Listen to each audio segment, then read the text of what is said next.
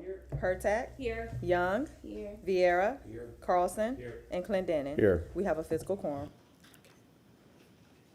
Welcome.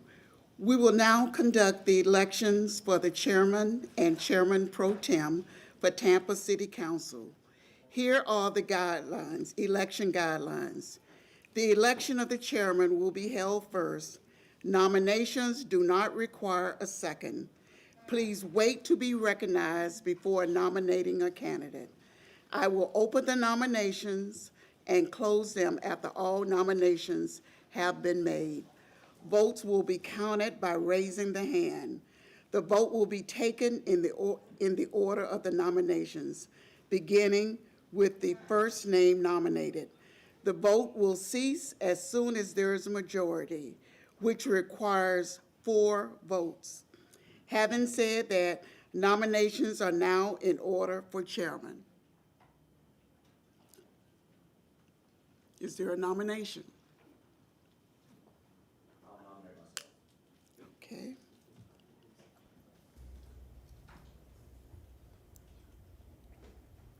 Is there another nomination?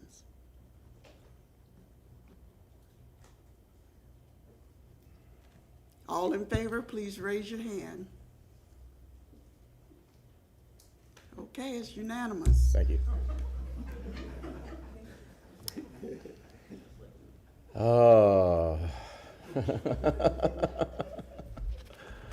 Okay, well, thank you. Okay.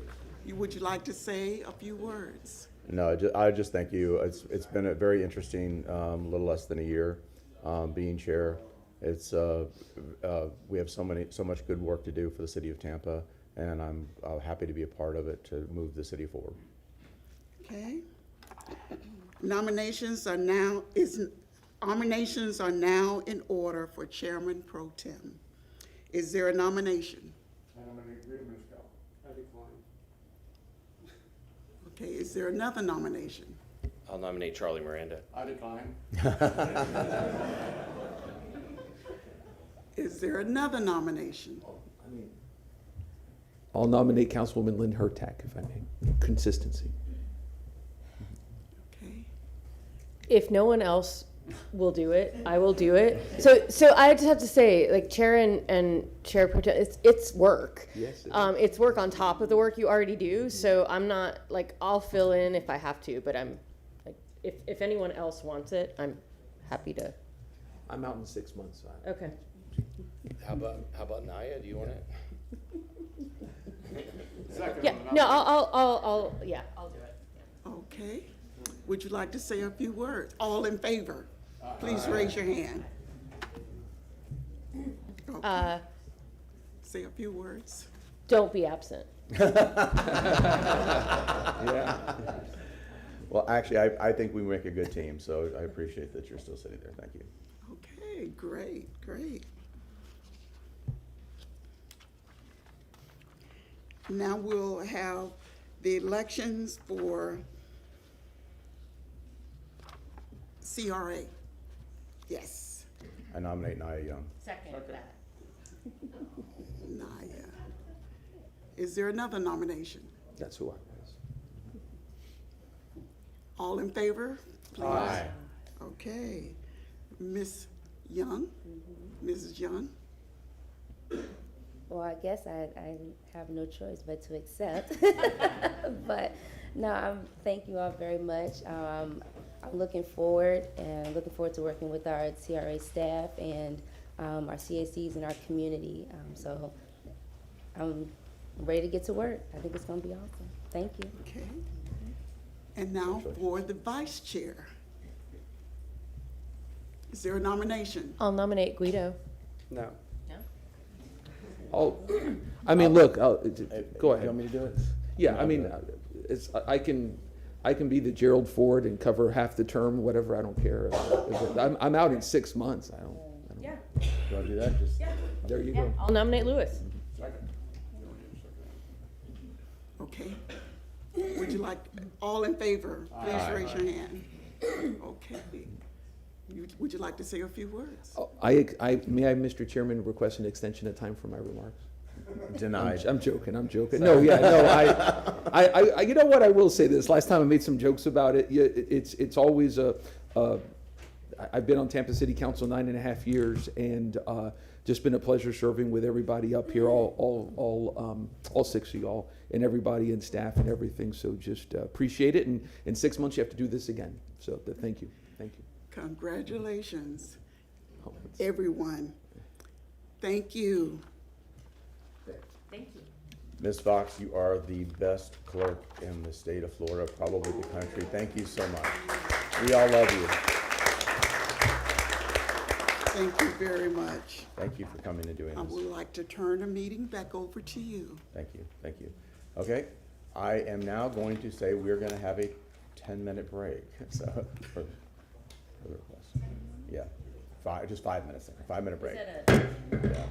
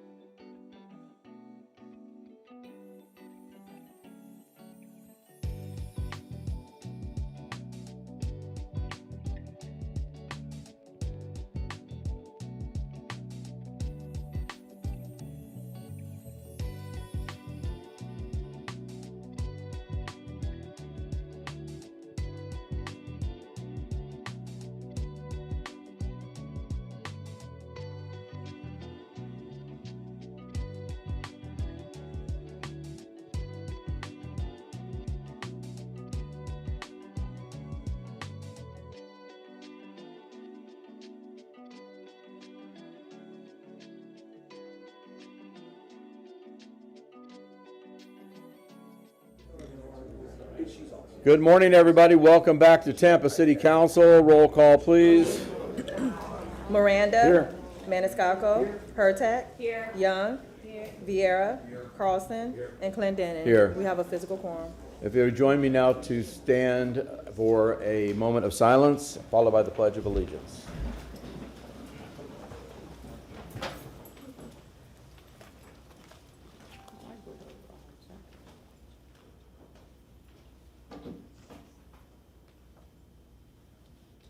Councilwoman Hurtak, would you lead us in the Pledge of Allegiance?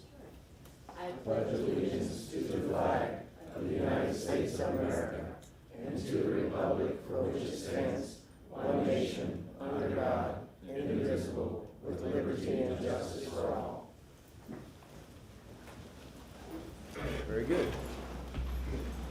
Can I get an adoption of the minutes held on April 16th, 2026, and the workshop and evening sessions from April 23rd, 2026? I have a motion from Councilman Vieira, a second from Councilman Miranda. All those in favor say aye. Aye. Opposed? Ayes have it. Let's go to approval of the agenda. I have a couple of things off the top. For item number 43, we need to remove. So I get a motion from Councilman Miranda, a second from Councilman Maniscalco to remove item 43 from the agenda. All those in favor say aye. Aye. Opposed? Ayes have it. Item number 74, I need a motion to accept the substitute. A motion from Councilman Miranda, second from Councilman Maniscalco. All those in favor say aye. Aye. Opposed? Ayes have it. Is there anything else on the agenda that needs attention? Councilwoman Hurtak. I'd like to pull item 39. Item number 39. Okay, pulled for discussion. Yep. Staff present? Yes, but on camera or, virtually is fine. 39 pulled, okay. Okay, we have a motion from Councilman Hurtak, second from Councilman Maniscalco. All those in favor say aye. Aye. Aye. Opposed? Ayes have it. 39 is pulled. Anything else? Mr. Chair, Councilman Veer, Councilman Carlson. I'd like to pull 59 and 61 for a separate vote, please. 59 and 61 pulled for separate votes. We have a motion from Councilman Carlson, a second from Councilman Veer. All those in favor say aye. Aye. Opposed? Ayes have it. Anything else? Yeah, one more. Item number 104, there are several folks in the community here, and they would ask that we move that to early in the agenda if possible. Is it on? Yeah, there's nothing we can do. It's a 1:30 hearing. Okay, yeah, I couldn't tell from the agenda if that was under the 1:30 thing or not. Okay. Yeah, so All if right, you're here for 1:30. that, know that it's because of publication requirements, legal publication requirements, it cannot be heard until after 1:30 p.m. Okay, anything else? Hearing nothing else, can I get a motion to approve the agenda? We have a motion from Councilman oh. You're right. My head is in a spin, my feet don't touch the ground. What do we got on staff? Please let me, we have a request from Abby Feely for the land development code. If we could move it to the end, and if she could provide a written report, I guess there's not a lot of updates, she would appreciate that. I guess my question is, since there is no written report in there. She's gonna submit it to us before the end of the meeting. Okay. I guess my only thing would be if we could put it up on the screen so at least the public sees it. Okay, we could do that. I mean, I mean, I know there's not a ton going on, but still, it just Right. feels like if it wasn't produced before, we should have. So I'm fine with that as long as we just pop it on the screen and then make sure it gets its way to on base. Well, actually, 117 is already at the end, so we're gonna anticipate that she's gonna provide a written report, and we'll display that for the public to hear. If it's short enough, we'll read it. Chairman, Yes, Ms. Feely? I'll come in person if you move it to the end. I'm sorry, that's what I was asking for. Okay, I don't have to do a written one. I'm happy to come, and I have a flyer with some upcoming meetings, so I'm happy to come and be in person at the end well, of the lo and agenda. behold, the agenda god smiled on you, and it's already scheduled to be the end. Oh, perfect. Yeah. Thank you so much. Okay. See you guys this afternoon. Thank you. What is going on there? Okay.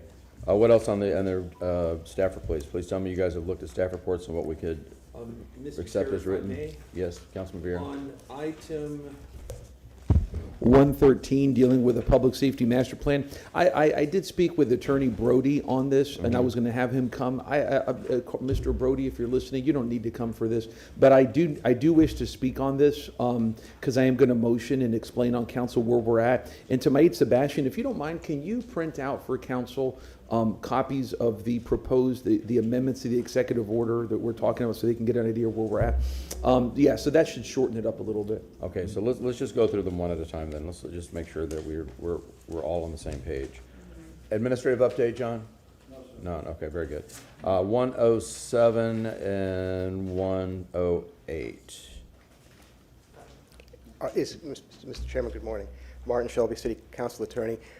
These are, again, there are certain that are placed under the staff reports because of the Amount. the money amount. If you do want staff present for discussion, please do state that, and if not, that no staff is present, I'd ask that we take those when we take the consent docket so we can move those big ticket items. Okay, I already asked what they were. I'm fine. okay, so no staff will ask to approve that under the consent agenda. 107 and 108? 107 and 108. Thank you. Okay, 109. Okay, no staff. 109. Okay, 110. I'm saying, yeah, no staff. No staff on 110. Yep. Thank you. Okay, 111.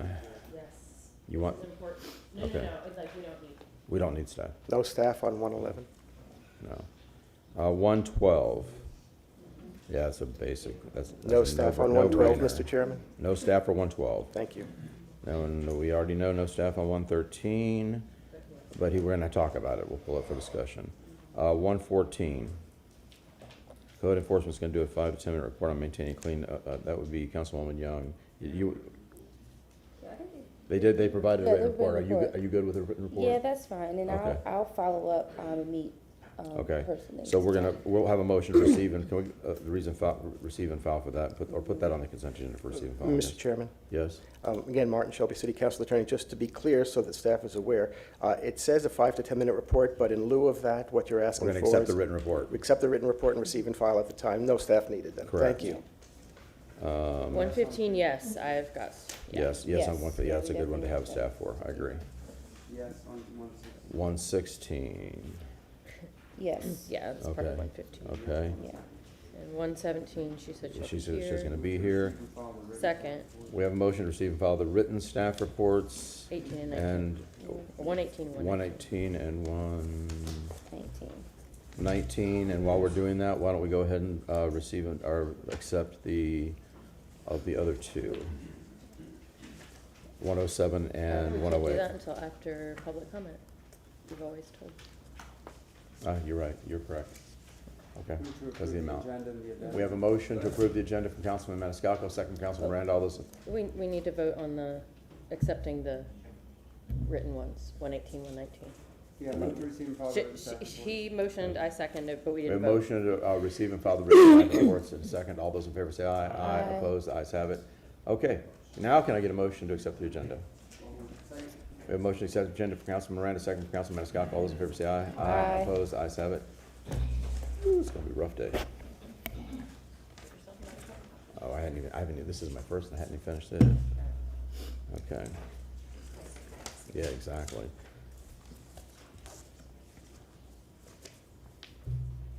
Okay. Councilman Vera, are you up? Where do you go? There you are. I'm like, somebody has stolen Councilman Vera. Thank you very much, Mr. Chairman. It's my great pleasure to do the Police Officer of the Month here. And like I always say, here in our city of Tampa, we always support our first responders, and that includes our police officers who work hard every day on the job. And we're here for Master Police Officer Jared Sadaka, who's here with us. And to speak more about this honoree, we have Chief Burkaw, who's here. So, hey, how are you, sir? Yes, sir. Come Good morning, Council. Lee Burkaw, Chief of Police. As you are aware, the month of May is Law Enforcement Appreciation Month. Last evening, during our annual memorial ceremony, we solemnly honored the 32 heroes from our department who made the ultimate sacrifice in service to this community. Next week, as our nation observes National Police Week, we join agencies across the nation in remembering more than 24,000 law enforcement officers who gave their lives protecting others. Law enforcement is a noble and selfless profession, and we remain profoundly grateful for the brave men and women who stand as guardians of our great city. On behalf of the Tampa Police Department, I extend my sincere appreciation to council and our community for your ongoing support of our officers. Today, we're honoring one of our finest who is going above and beyond in making our community even safer. We are proud to recognize Master Police Officer Jared Sadaka as our May 2026 Officer of the Month. His exceptional dedication and proactive investigative work in District 2 has resulted in key arrests and a measurable improvement in the quality of life for the community that he serves. MPO Sadaka has consistently exceeded expectations through his strong investigative skills and commitment to public safety. His work has led to the resolution of numerous significant cases, including commercial burglaries involving extensive damage and theft. Through detailed surveillance, analysis, and coordination with partner agencies, he identified a suspect, recovered stolen property, and prevented the suspect from fleeing our state. MPO Sadaka identified and arrested a repeat offender responsible for multiple commercial burglaries, closing several cases through proactive investigative work. He also played a role in solving a citywide burglary pattern.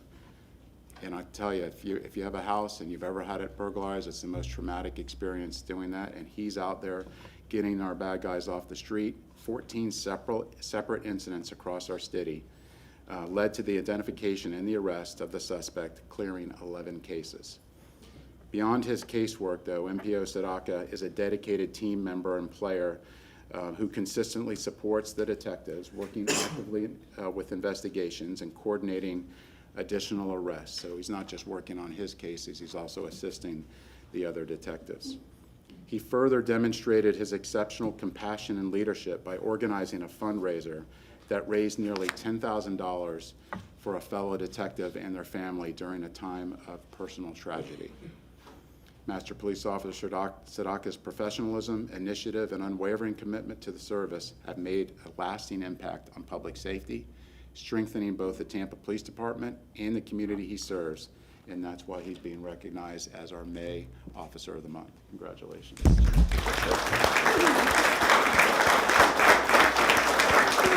Thank you, Chief. We appreciate you. So before, sir, we formally honor you, there's a lot of folks here for our community, starting with your union, that want to come and support you. So come forward. Hey, Brandon Barclay, Tampa PBA. We just want to give this plaque to Jared for a job well done. Good job, buddy. Thank you.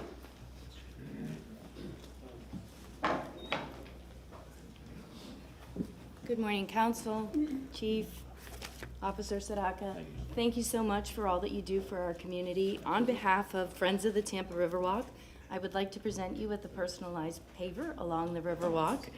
Some of our other partners have some gifts for you as well. An adult night out at Splitsville, a gift certificate from Florida Avenue Brewing, and Manthe Hospitality is presenting you with 2 tickets to Yacht Starship, Lost Pearl, and Pirate Water Taxi. So again, thank you for your service. We appreciate you. Absolutely.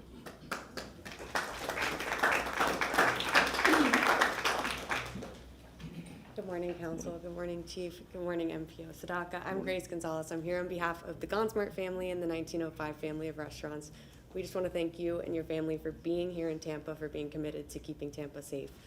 So after you look at your Riverwalk paver, please enjoy a night at Ukulele or at Columbia, enjoy a flamenco show, just relax. Absolutely. And thank you so much. Congratulations. Thank you so much.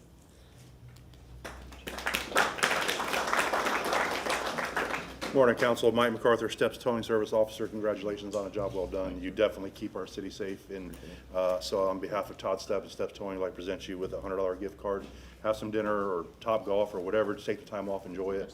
Thank you for everything you do for our city. Absolutely. Thank you, sir. Good morning, Council. Good morning, Officer. Mary Dillon, Straz Center for the Performing Arts. On behalf of Straz, please accept this immersive experience of Banksy this summer. Enjoy with guests and take advantage of all the other goodies you're going to get today. Thank you for your service. Thank you so much, ma'am.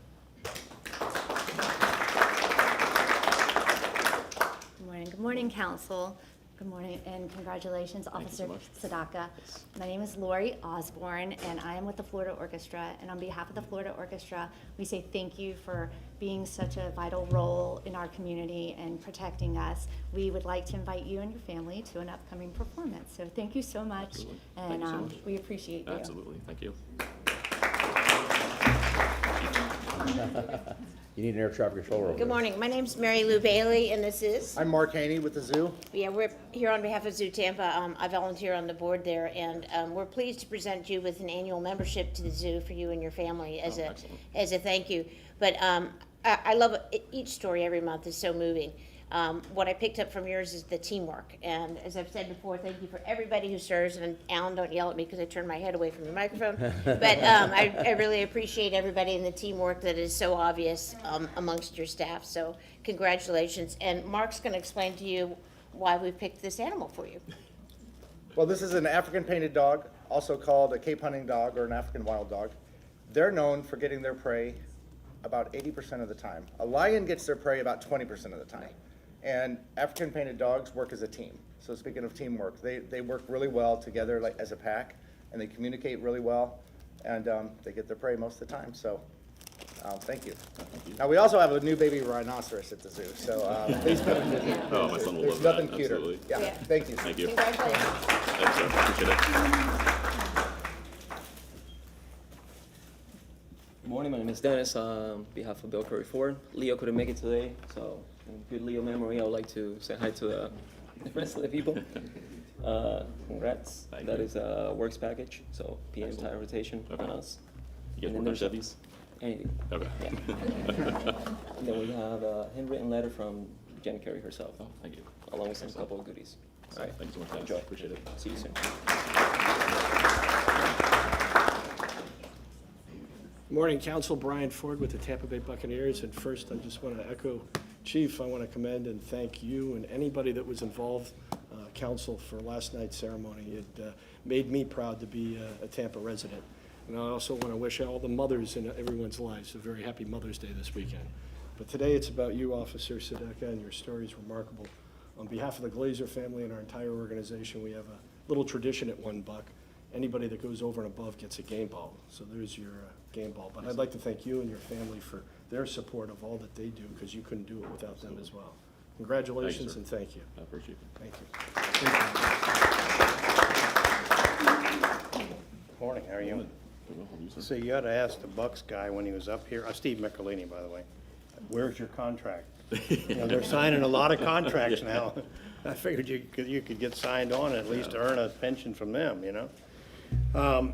On behalf of the Daily Eats folks, CRG, all of the Chicho Restaurant Group, we're providing you with a gift certificate. You can enjoy yourself over there, breakfast, lunch, or dinner. On behalf of Meat Market and Old Hyde Park, another gift certificate for you to enjoy yourself there.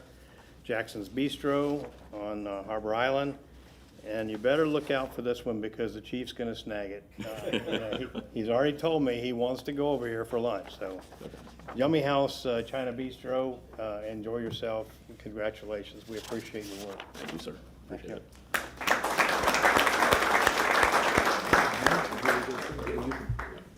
So, Officer, on behalf of a very grateful city of Tampa, and again, you know, this representation of folks here that are here to honor is a small segment of the population that is appreciative of all the work that you do and your family does in supporting you. So, on behalf of that, we're proud to give you this Tampa City Council commendation.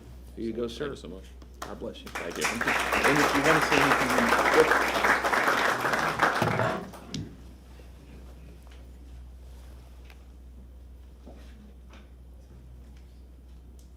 I can say with certainty, I know most of us don't get into police work for the notoriety, so I'll keep it pretty brief. But good morning, members of City Council and Tampa Police Command staff. I'm truly honored to receive the Officer of the Month award for May 2026. Since moving down to Florida in 2010 and starting my law enforcement career, I always looked at Tampa Police Department as the pinnacle of law enforcement agencies. For this award, I hold it in the highest regard, as I know the amazing work officers at the Tampa Police Department do on a daily basis. First, I want to thank Chief Bearcall for your leadership and support, along with the entire Tampa Police Command staff for recognizing my work. I also want to thank Deputy Chief Mesmer, District 2 Major McCormick, Captain Groan, and Sergeant Zelansky for their trust during these in-depth investigations. A special thank you goes to Detective Squad 200 out of District 2. This recognition is not just about me, it reflects the teamwork and commitment we brought to the job every day. I was fortunate enough to work beside such hardworking and dedicated detectives with whom I am lucky to call co-workers and most importantly, friends. To my wife, Stephanie, thank you for the love and support and encouragement along the way. You made home life easy and allowed me to focus on the work at hand, which was no easy task, especially when our 6-year-old son was always ready to ask Daddy, how many bad guys did you catch today when I walked in the door? To my parents who came down from New Jersey for this ceremony, thank you for the endless love and guidance. From a young age, you ingrained the importance of hard work and earning everything along the way. Without your support, none of this would have been possible. I am forever grateful for this honor and will continue to serve the citizens of Tampa with integrity, professionalism, and dedication. Thank you.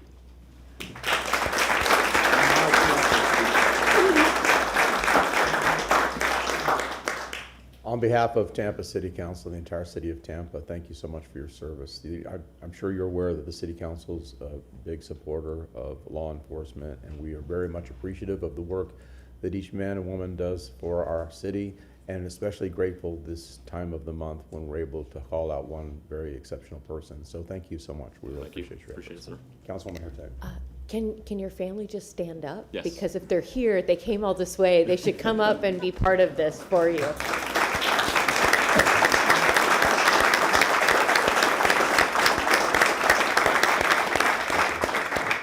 Thank you very much. Thank you. We'll pause for one moment, and then we'll have Councilman Miranda up.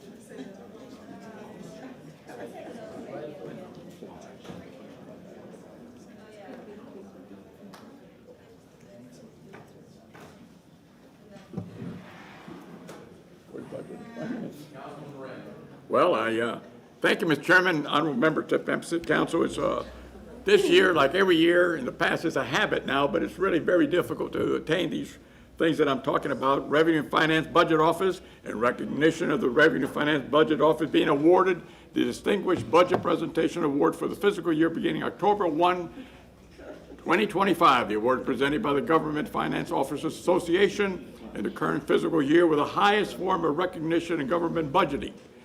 Its attainment represents a significant achievement by the City of Tampa, particularly the Budget Office is dedicated and an amazing staff. And this goes out from the Tampa City Council dated May 7th, 2026, and it's signed by all 7 council members. I understand that, come right up here to the mic, sir. Thank you, sir. We appreciate it. Make a recommendation, and your people, your office behind you may. And you can, yeah. Wow. I haven't seen this many people live at work since COVID. But, you know, they work very hard. They, just the accounting staff that you recognized last month, and they truly are required by leadership to have a pulse of the city's finances.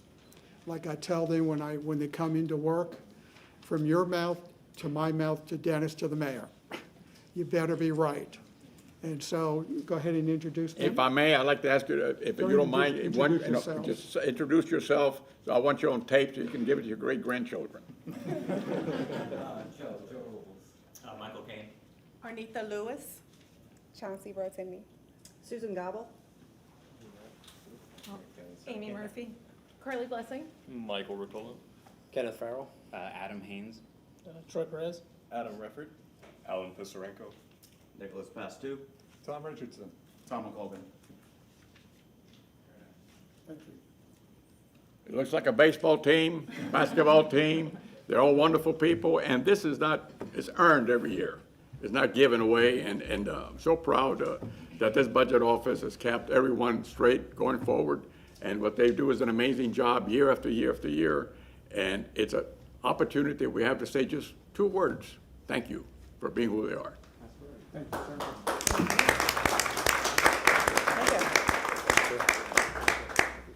So you said it looks like a baseball team. Should we build them a stadium? Only if you want to pay for it, sir. And I think you might be by yourself.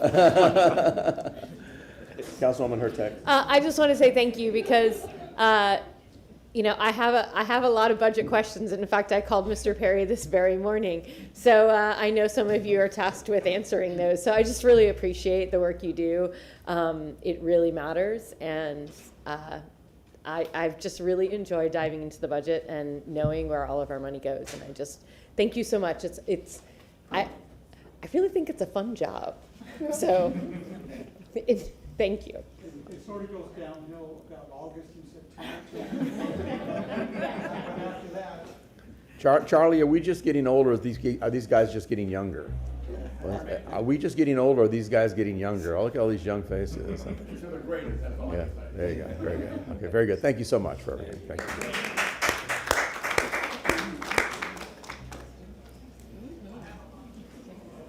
Okay.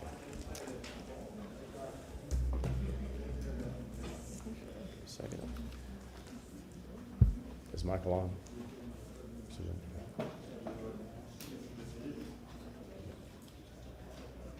Mr. Shelby. Thank you, Mr. Chairman. Good morning, members of City Council, members of the public. Martin Shelby, City Council Attorney, here to talk briefly about the rules of decorum for today's meeting. Members of the public are allowed a reasonable opportunity at the beginning of today's meeting to address any item on the agenda before City Council takes official action on an item. Per Council's rules, preference is given to those speaking on agenda items first. A 3-minute time limit applies to all speakers providing general public comment, and if you wish to speak to general public comment, you should have filled out a speaker card and placed it in the box outside the chambers. 1 card per speaker.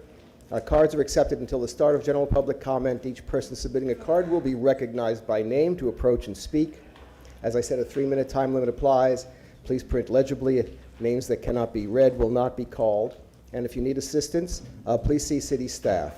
Now, if you're here to speak, and I always forget to do this, forgive me, council, if you're here to speak at something that's set for a public hearing, there's no need to fill out a speaker card. There's a sign-in sheet for the public hearings that are outside on the podium, and you could just sign in there. If you need assistance, again, please see the city staff.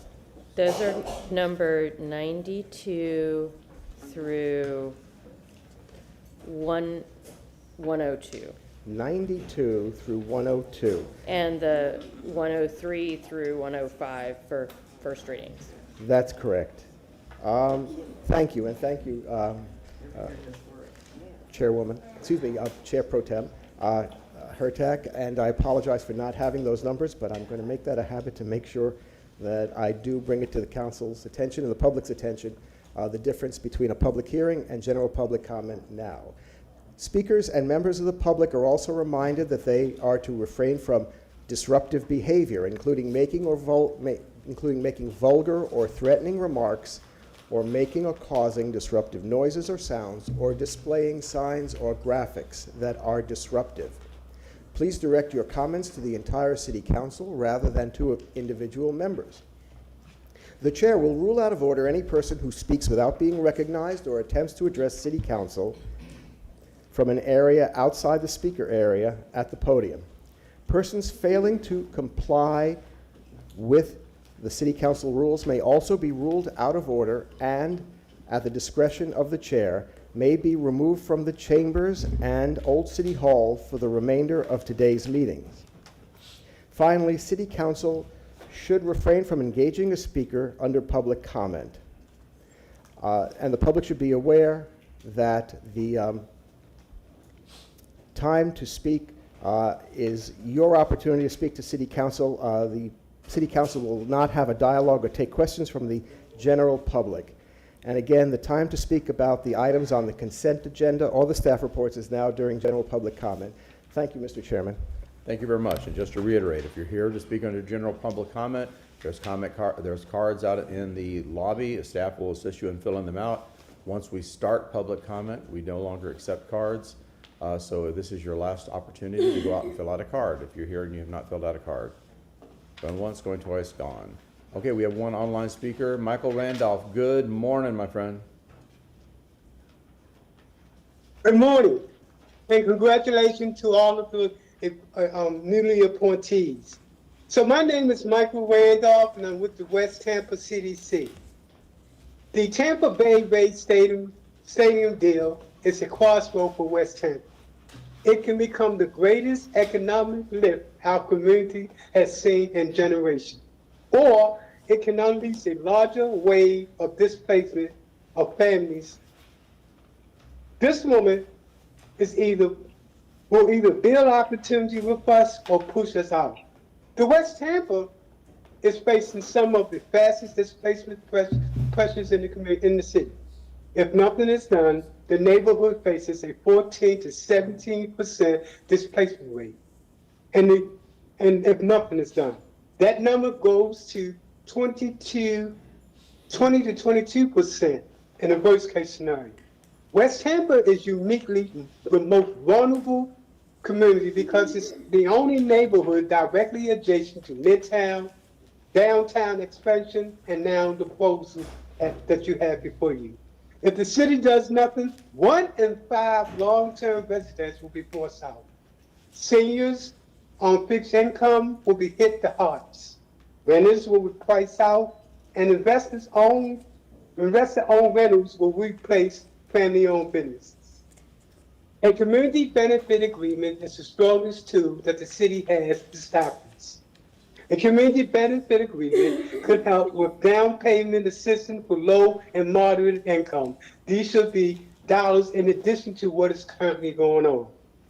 Support for the Technology and Wealth Building Center to increase opportunity for wealth, expand opportunity for local and legacy businesses, guarantee community seat on the Oversight Board, address traffic and infrastructure impact, prevent cultural identity, preserve, that is, and access to higher wages, and of course, public safety. Provide year-round funding for economic development in the West Tampa area and protect those who are renting. With a strong community benefit agreement in West Tampa, it drops from 17% to as low as 5 to 8%. This is the difference between losing the community and not. East Tampa, as well as Tampa Heights, will also be affected by this. Thank you so much for giving me an opportunity to speak, and congratulations. Thank you, Michael. Appreciate it. Our first public speaker is Allison Hewitt, followed by Dr. Carolyn Collins. Excuse me. Really?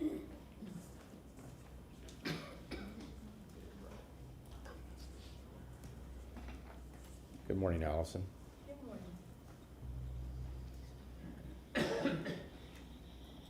Good morning, Allison Hewitt, Tampa resident and business owner. Although the items have been pulled from the agenda for just reports, I want to start at item agenda 114. I've been here before, and especially in East Tampa, code enforcement finds a lot of our residences and our businesses. But if we look at the CRA property at Curtis and Osborne, I've talked to several residents out there. They did put a black screen around, but now the black screen is blowing around. And so there's only one house on Curtis, and he looks directly into the overgrown property. So I'd like to have seen in this report, what is the schedule? Not just how it goes on the property to be maintained, but East Tampa had, and the CRA had a budget for the clean team. But we will find the people, but we won't find city-owned property. So I'd like to make sure that we are following 114. 115 and 116 for Sulphur Springs. The East Tampa CRA did a strategic plan and did all the walking around with the community and being able to ask what the community wanted. The community had the input. And then City Councilman Goods and City Councilman Dingfelder said, okay, so how are we going to implement it? So they put in the budget to have a strategic implementation or a developer consultant to make sure that as those people spent all their time to share what they wanted, that was able to be implemented. I don't see that in the Sulphur Springs. Sulphur Springs, that community has come together. They are working as a team. However, most of those folks are community activists. They're not developers. They don't have that type of acumen. So if we are going to be working on the budget here, I strongly encourage that you put in here either a grant writer, because there are grants from FDOT that are available. There are grants from FDEP, there's a Department of Agriculture grant because we have the parks, there's Swift Mud grants. And so if we had to make sure that we didn't have just staff to be able to do it, but have people to implement these plans as part of this team, to have a developer consultant because they want to do housing, to be able to say, how do we develop, how do we get partners, and potentially too, how does that community become equity partners for that development to create some long-term funding that's coming in there that's not always reliant upon city dollars. So we've got to look at some of these plans on how to maintain and create self-sufficiency that doesn't maintain always the use of state dollars. So thank you very much and have a great day. Thank you, Allison. Next speaker, Dr. Carolyn Collins, followed by Montesna. I yield my time. Okay. No, you don't want to speak at all? Good morning, Carolyn Collins. Keep doing a great job. Thank you so very much. Thank you, Doctor. Appreciate it. Montesna, followed by Surgat Das. Montesna to Huru. Huru means freedom in Swahili. And we as African people should always be thinking about our freedom, because for the last 800 and some years, 26 years, we hadn't been free.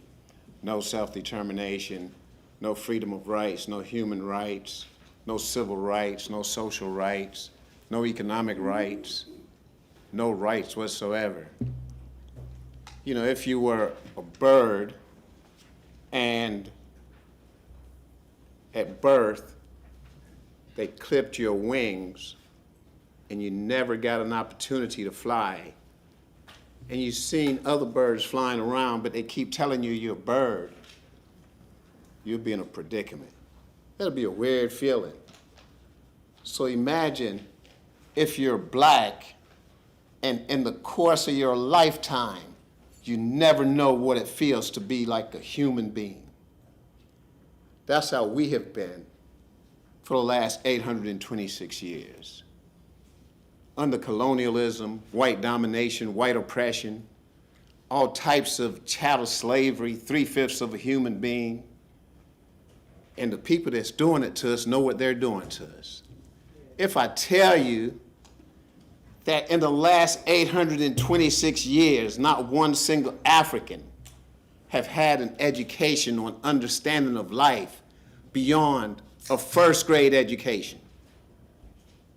The great and honorable Martin Luther King, the great and honorable Malcolm X, Elijah Muhammad, Marcus Garvey, Kwame Nkrumah, Thomas Sankara, didn't have above a first grade education.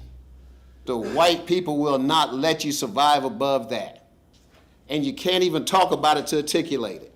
You got a group of attorneys sitting up there, and someone is arrested and put in jail and incarcerated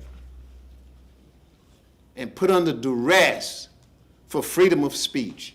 Something white folks have had since the Magna Carta. Something white folks have had since 1776. But when they see black people, they have no probable cause to approach us and no probable reason, but they approach us and escalate. And it shows how nasty and inefficient they are. Just this morning alone, who gets to come to work 5 minutes and then take a 15-minute break with 20 police officers sitting out here making $100 an hour? Wasting taxpayers' money. And when we talk about African people and the things and the way we're treated, y'all don't even want to hear it.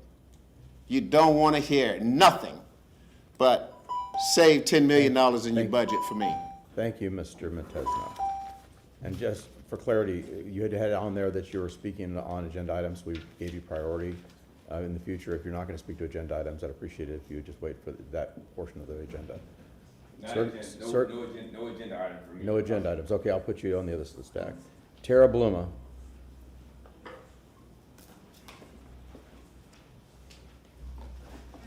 Followed by Valerie Bullock.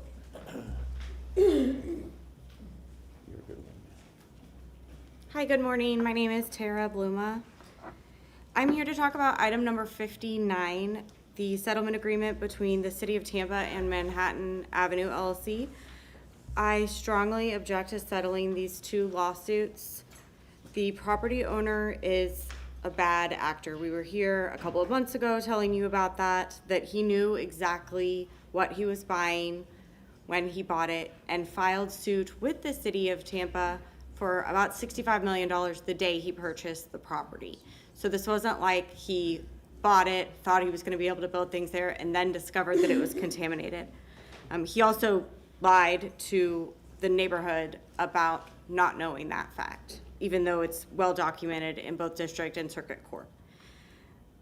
The case was already dismissed in district court, actually, so it's a winning case. There's not really a good reason for us to settle it.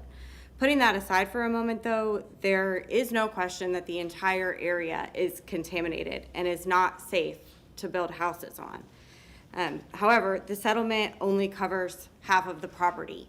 So even if we want to spend the $83,000, get that half to be just city property again, we still have to deal with the other half. So if we're settling, why aren't we settling the whole thing? There are houses that are on the street below this, and the families are experiencing significant health risks. So that's something we need to take seriously. Switching gears, I'd like to discuss spending $49,000 for the dance recital at the Strass. This is coming out of Parks and Rec money, and I understand that having a dance recital at the Strass is really a neat experience. However, I reviewed the contract. Strass built in a 3% commission on all ticket sales and a 4% commission on credit cards. The Parks and Rec budget is really small. It's not fiscally responsible to spend $49,000 on a dance recital. We could have it somewhere else, and that money could be better spent teaching more kids how to dance. Finally, y'all's agenda is, I'm sure you saw, 117 items long. It's really big. And on the Charter Review Commission, they've been discussing whether they should add more seats to City Council, but there was some logistical issues with obviously the space of this room, among other things. I would consider perhaps if you need to, as you transition to officially a full-time role, I know you are already, but on paper, a full-time role, adding additional days to your calendar to be in chamber. Thank you. Thank you, Ms. Bluma. Valerie Bullock, followed by Carter Anderson. Hi, Valerie Bullock from Ponce de Leon in College Hill. I'm coming to talk about number 59. I don't think the city should be giving him money. The day that he bought the property, he went downtown and started litigation at the courthouse. He knew what he was getting into. When he bought the property, he rolled the dice and it didn't go in his favor. And if you all got money to throw away like that, you might want to start giving it out to the citizens. Send us a $1,000 check, a one-time deal. And number 39, I know y'all said y'all wasn't gonna discuss it, but it's two things going on with that. Wanting money and computers for the Hannah Center. Hannah Center is a ghost town. I go down there at least once a week. It is nothing going on in that big, beautiful, expensive building. And when they got all the money, the millions to build it, they should have thought about putting in computers then. And I really want to talk about number 67, the infield lots. Y'all give away free lots, and the people build on the lots. So in the past, they have built the house and sold it, so the individual is able to buy affordable house. Now y'all give away the lot, and the people get to rent them. and it's no stipulation on the rental, will they be rent and lease to own in the future? Will they be based on your income, or are you just gonna rent off of this charity project that the city gave you to build up your generational wealth? And we still need to make 3 times the income to even be able to afford the rent. What is the city thinking about? You gave away the lot. Don't give all the money to one family. Make it so that they have to sell the house so individuals can come up. Because if I get me an infill lot and I'm going to build a house on it and y'all say that I can rent it out, okay, I'm going to get my husband to get one. That's more money. And you do the same thing. The city giving out free lots. Let's get as many as we can. I don't think that's what the infill lot, when they came up with the concept, I don't think it was for them houses to be rented out. They were supposed to build affordable houses so that the people who was renting and paying 3 times the rent, or that high rent, $2,800 for a 3-bedroom, they were supposed to benefit from it. Now the person is benefiting twice. They're benefiting from the infill lot, then they rent the lot, they rent the house once they build it. More money coming in. And I also want to talk about number 33, and this is gonna be an unpleasant comment. Young is it's a magnet school. The people there are the cream of the crop. They get all the help they need. Why are we giving them money for mental health when the people at Carter need the most mental health? Thank you, Valerie. Carter Anderson, followed by Surgrit Das. Good morning, Chairman Clendenin and members of the City Council. Carter Anderson. I was here on March 23rd and cannot be here this afternoon for agenda item 104, the public hearing, but I just wanted to thank the City Council and particularly Mr. Steady and Ms. Emma Gregory in the City Attorney's Office for their work on a well-reasoned exception available where that makes good sense. We ask for your support of agenda item number 104 in the public hearing. And I think others from my group will be here this afternoon in the event that you have questions for us. Just know that because it's not during the hearing, what you're to say today is not part of the evidence that is heard during the time, so just FYI. Thank you, Chairman. I understand that. If I can, just for the sake of clarity, and we can discuss this further down the line, this is a legislative matter, and this is not quasi-judicial, so there's less concern now of having a record that has competent substantial evidence. And by the way, this is also by a motion of council that you take public comment at first readings. Yeah. So normally, prior to that, people could actually come and have to do it during public comment. So I just want to just be clear that there's really not a problem with this because it's legislative. Because it's legislative, thank you. Well, thank you, Mr. Shelby. Well, there you go. Thank you, Chairman. Very good. Thank you so much for coming out. Surgrit, followed by Gloria Sims. Good morning, people. I'm Shagret Dawson. Naturally, I would be in my best behavior, but I'm an Army veteran, and I hope that this city can allocate more than the $25,000 that you all have allocated for veteran health care and their concerns, or whatever that is. I think it's item 27. It's so vague. I don't know what it's about. But I have another comment about veteran mistreatment. Yesterday, the 2nd DCA issued a mandate about an improper injunction that was awarded against me. Now, they found that the order in the original court was void of any factual finding and had nothing to support it on its face. And this was against attorneys who intentionally take advantage of veterans and harm veterans here in Tampa, and they happen to be employed by State Farm Insurance Company. And people, sometimes the courts get it wrong, and you're forced to have to fight. And sometimes some of us have to fight without having a legal pedigree or being able to get an attorney that can help you against some pretty powerful entities. But it's concerning because the taxpayers fund the court systems, and it funds, you all as well. And unfortunately, even when the law is disregarded, it seems to be upheld over here by the people who occupy these seats. Recently, I started getting emails, and shout out to Michael Jackson and Thriller, I started getting emails from a dead attorney. And I don't understand how this is happening for a case that I thought was dead. This attorney's been gone for over 2 years, and it was told to me during a hearing a couple of years ago. I sat back waiting for 2 years to get an order for a case where There's no finding of facts. The parties weren't present. And essentially, the order was procedurally void. And this is dealing with the Department of Revenue and the Child Support Enforcement arm. 2 years this guy's been dead. 2 years I sat by hoping that the judge would just give an order that she was obligated to give. So I filed another mandamus to the second DC. And by the way, the mandate for the case I'm talking about is right here, so you all can look it up and you can see the attorneys. I want to make sure you all look at those attorneys and the person's name. And I like to name drop. And if they have an issue with it, tell them to come sue me. But for 8 years, these people, these attorneys, these law firms, representing some 200 attorneys, have been carrying a lie for 8 years. Now, I don't expect that you all can do anything about it. I enjoy sharing the platform with you because I know we're sharing money on YouTube for some reason. But anyway, that being said, people, don't take your foot off the gas. We have elections coming up. Hold these people accountable. And as always, in closing, my aunt's here. Shout out to the greatest institution of higher learning in the city of Tampa, the University of Thomas Jefferson High School.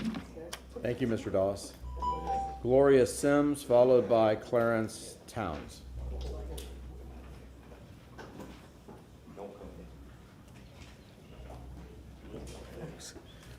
I'm Clarence Towns. You know, I should be ahead of her because she'll come in at the last. What I'm here for about stolen property. A lot that was stolen from the city of Tampa. I have a map of the lot, the alley with a sewer in it. And we complained about it, but because it belonged to County Commissioner Gwendolyn A. Myers, nothing was done. They say, screw you. You know what I mean? She can have it. If you have Who do I something- give if you this wanna to? put- If you wanted to see everybody to see it, you can put it on the Okay, I display want to here. give each, okay. No, I got a copy for them. Okay. Yeah, for each one of them. And here you go. Thank you, Junior. And this is a copy where I made the request. Right.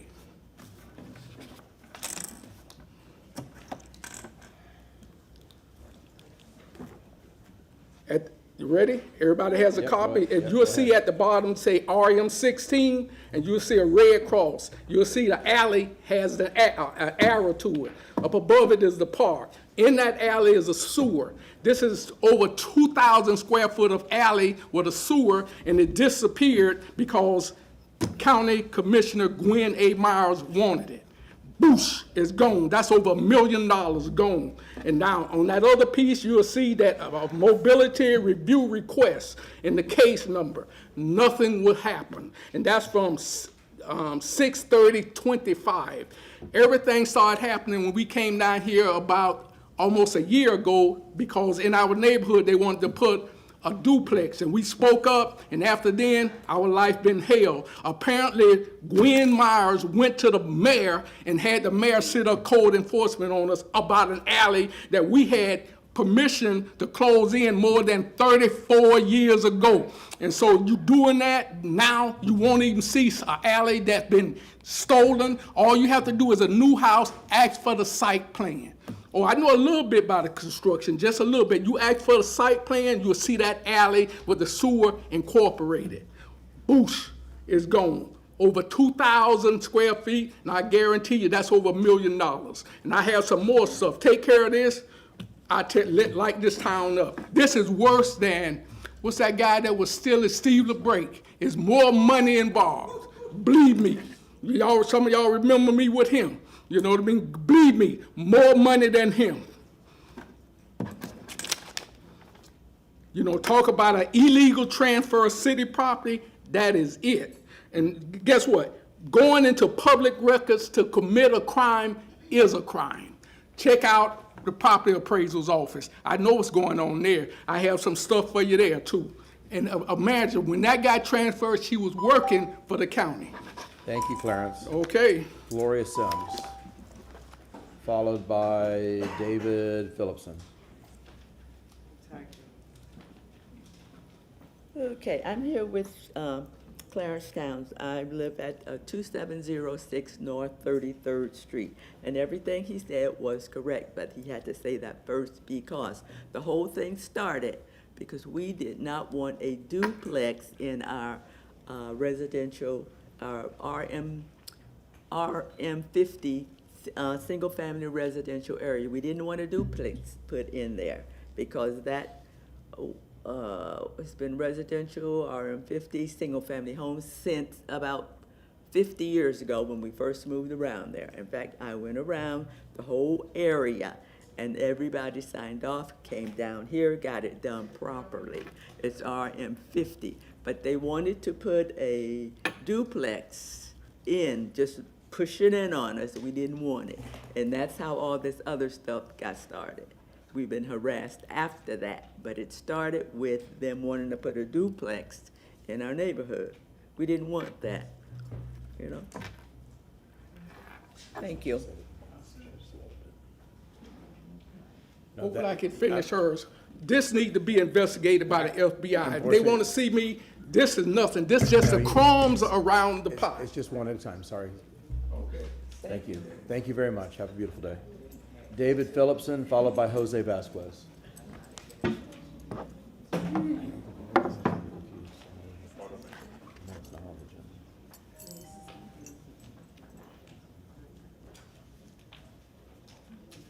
Start with your name, please. Yeah, David Phillipson for the record. My question is in regards to the races for mayor.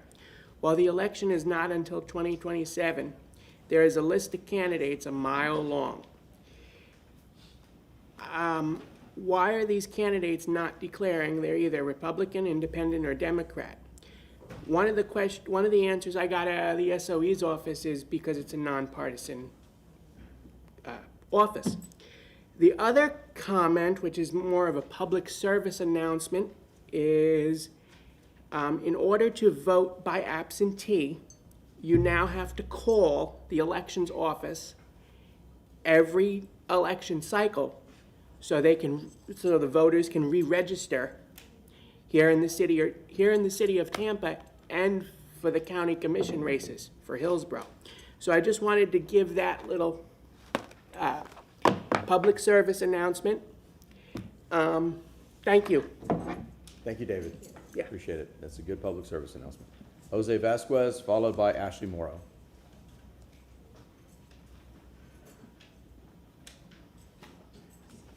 Good morning, Jose. Good morning.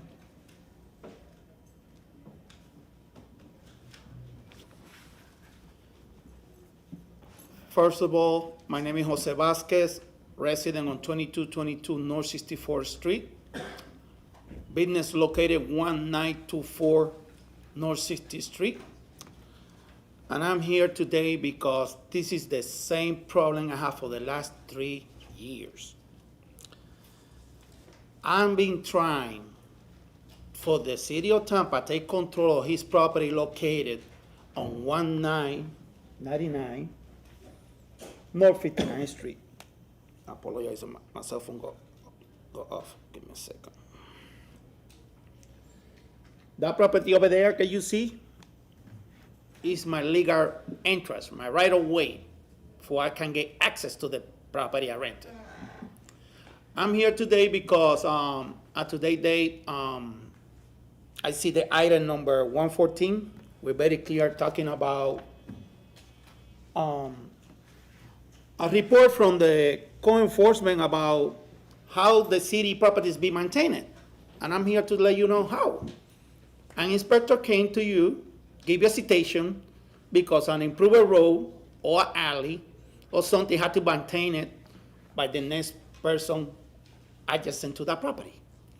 So I do my civic work or do the thing while my neighbor refused to do it because he tried to harm my interests, damage my reputation. Planting trees inside of the right of way belongs to the city of Tampa. The point is, I picked up a criminal accusation because I was cleaning the city of Tampa property. It's so sad that tomorrow is the last day I go to wearing this badge. I'm losing my occupational license, one of them, because the negligence of the Department of Real Estate because the negligence of the Department of Mobility, and because code enforcement refused to give visitations to the neighbor who trashing your property. I got videos, evidence, whatever you need to give visitation to this gentleman, and that did not happen.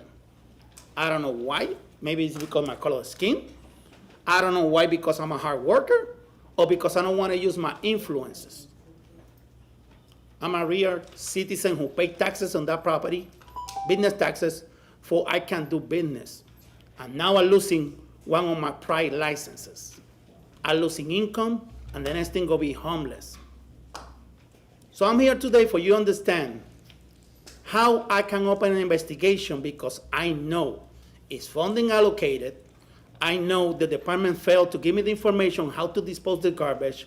And if a citizen wanted to clean your property, why I had to be criminal punished to help this city? Thank you. Thank you, Jose. Ashley Mora, followed by Tony Schiaffolo. Hello, my name is Ashley Morrow, and I'll be sharing Tampa's Black history. So we're moving into the golden age, the Gilded Age. Nationally, America was transforming. You had figures like Thomas Edison introducing electricity to the public, industries expanding, and the cities beginning to modernize. Florida's population, still small, but a little town on the West Coast called Tampa was beginning to grow because there was opportunity here. At the same time, black men were stepping into positions of leadership and government during Reconstruction, like men like Cyrus Charles, Mills Holloman, and Frederick Newberry represented a new generation of black political power. But in 1883, something major happened, similar to today. The Supreme Court overturned the Civil Rights Act of 1875 in an 8-1 decision. This marked the beginning of the dismantling of Reconstruction. White political leaders wanted to limit black voting power and remove black influence from the government because too many financial and political decisions were now being shaped by formerly enslaved people and their descendants. As Reconstruction was being deconstructed, industrialization was rising. Black labor was still needed, especially in the South, but now there was also a growing class of black educators, teachers, ministers, and businessmen stepping into the world with education and ambition. Out of this era came leaders like Booker T. Washington, Frederick Douglass, and W.E.B. Du Bois. Here in the South, especially in Florida, especially in Tampa, many black communities gravitated towards Booker T. Washington and Frederick Douglass because they had personally experienced slavery, hard labor, and survival. Booker T. Washington encouraged black Americans to use education, develop trades, build businesses, and create economic stability. That context matters when modern politicians selectively quote him today to make statements about slavery benefiting black people. Washington was speaking during a specific period of time of survival and economic strategy after Reconstruction had already been collapsing. Meanwhile, Tampa was growing rapidly. There are newspaper articles discussing the expansion of Harlem Academy, including the construction of a 2-story building next to their old building. Also, Henry Plant was bringing the railroad. Here is the the Tampa Bay Hotel, which is now today University of Tampa. There was also a colored school convention here in Tampa in 1889 in May, and it was headed by Thomas McKnight. I've talked about Thomas McKnight at length. And finally, I just want to say happy Emancipation Day. Yesterday was Tampa's Emancipation Day. That was the day federal troops approached Tampa via the Tampa Bay and took over Fort Brooke, essentially freeing all the enslaved people here in Tampa. After that, they headed to Brooksville and all the other places inland to free and raid their plantations. Thank y'all so much for your time. Thank you as always, Ashley. Very interesting. Tony Schiaffolo. Yes. I know how you say your name. I was messed up. Followed by Daryl Hush. Thank you. Tony Schiaffolo. I've been a city resident now going on about 3 years. Got a real small issue to talk about, and I apologize. There was this dog park that was in front of the art museum that was open all the time. You know, you come home from your job, you take your dog to the dog park. It's a social gathering. It's a public park. It's well maintained, just fantastic. couple of months ago, I go there on a Wednesday night, come home from work, get the dog, go down, place is locked up. Well, why is it locked up? Because the city has constructed a brand-new dog park next to Curtis Hickson, and they had a ceremony. So I go down there on Wednesday night, and it's great. Go down there on Thursday night, it's great. On Friday, it's locked up. It's closed off. It's all fenced off. Why is it? Because they're having I'll call it a private event at Curtis Hickson Park, like a wine fest or food fest, $125 to get in, and now you can't go to the dog park. And I said to myself, well, you know, they closed the park on Wednesday, they opened up a new one, and now on Friday, Saturday, Sunday, you can't get in there. Somebody just kind of made a mistake. But it's happened again and again where where the city has, and I keep calling them a private kind of like event at Curtis Hickson Park on the grass field, but they fence off the steps up to the dog park. So when it happened like and sometimes it starts on a Thursday because they have to set up, so you can't get in Thursday, Friday, Saturday, Sunday. So I asked the nice guy from the Parks Department, there's the office there, you go up the steps, and he said, the promoter, and that's the term he used, doesn't want people hanging up on top of the steps by the dog park because they can see towards the field, they can see the stage, they can hear the music, and they want them to pay the $125. So I don't know who, but like, is there any way when you guys have these private events that when you do the fencing off, you can keep the stairs open, keep the dog park open, and just take a chance that somebody's gonna be hanging out there trying to hear the music for free? That's all. Thank you. Just FYI, we have a brand new dog park on Franklin, just north of Tampa Theater too. They just opened Yeah, up. I know. It's just it's just the idea that you're giving that kind of class preference over, just people that want to take their dog to the dog park. Thank you very much. Darrell, followed by John Green.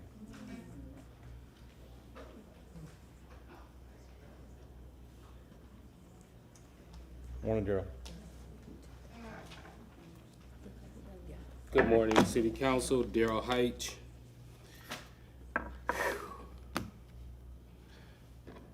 Between 2023 and 2025, 129,494 days of out-of-school suspension, ATOS, and in-school suspension has happened to white little girls and boys.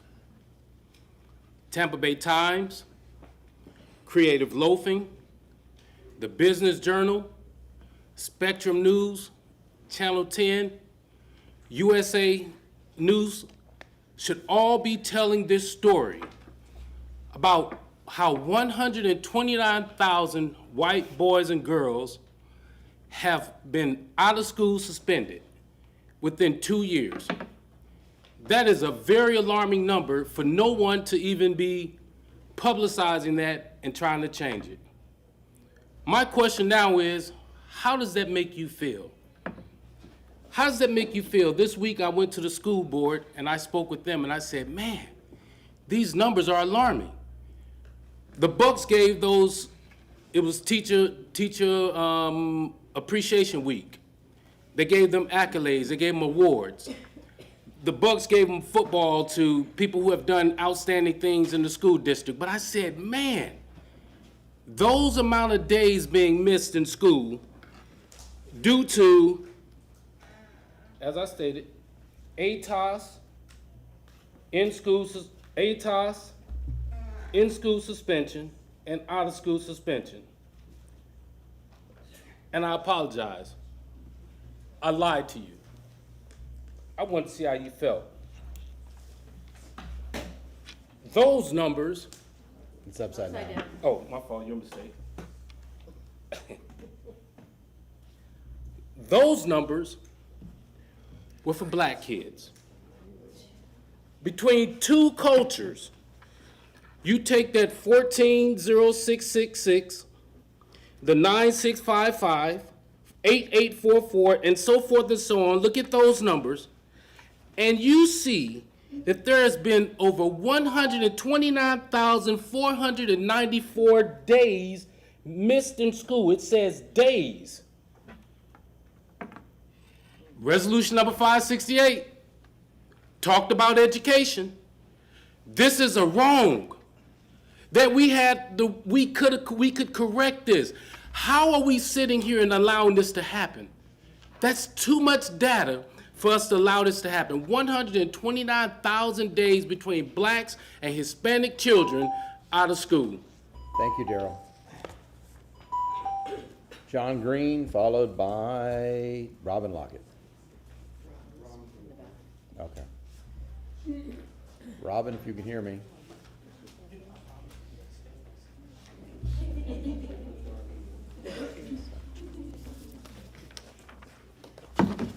Good morning, John. Start with your name. One minute.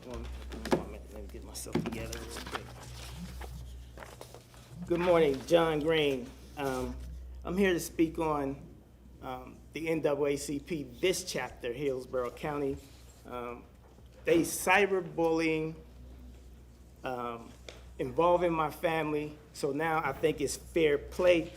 What you're looking at is a felony charge. It's a dead horse, but I think it's relevant in these days. Of the president of the NAACP, which is asking for money from the city, right? And three things that comes to mind is that they on city property, right? They dealing with kids, and you have the president of the NAACP who is a felon. Now, when I spoke on this at the school board, I asked them if a felon was to come onto that property, how would they access the NAACP, right? After that, I started getting attacked by Ben Banneker. Now they posted my wife on social media, so it's fair game. So I'm gonna talk about this NAACP, and here's the agreement that they signed with the school board, saying that they cannot, if the school board called them for any trouble with any kid in the school system, that they have to come down and defend the school board. So how can they ask for money to work with children? And if a child get hurt under the leadership of this felon, who is the president of the NAACP, who's going to be responsible for that? Will the city take ownership of that? They're sitting on school property. I'm asking that all funds be stopped, they be investigated, a thorough background check on all of them, or remove them until they get new leadership in. And not only that, they're using the school address. So who's going to be accountable if one of them children get hurt that they're working with, number one? Number two, it's a known felon. Let me just put it up because they exposed my business. Here it go right here. There you go. That's her charge, 2002, docket number, case number, and the abuse that she has done with the kids. Do the city want this blood on their hand? I'm John Green. I'm tired of them. I know y'all tired of them. They bully the people in this city. I'm tired of them, and y'all need to stop it.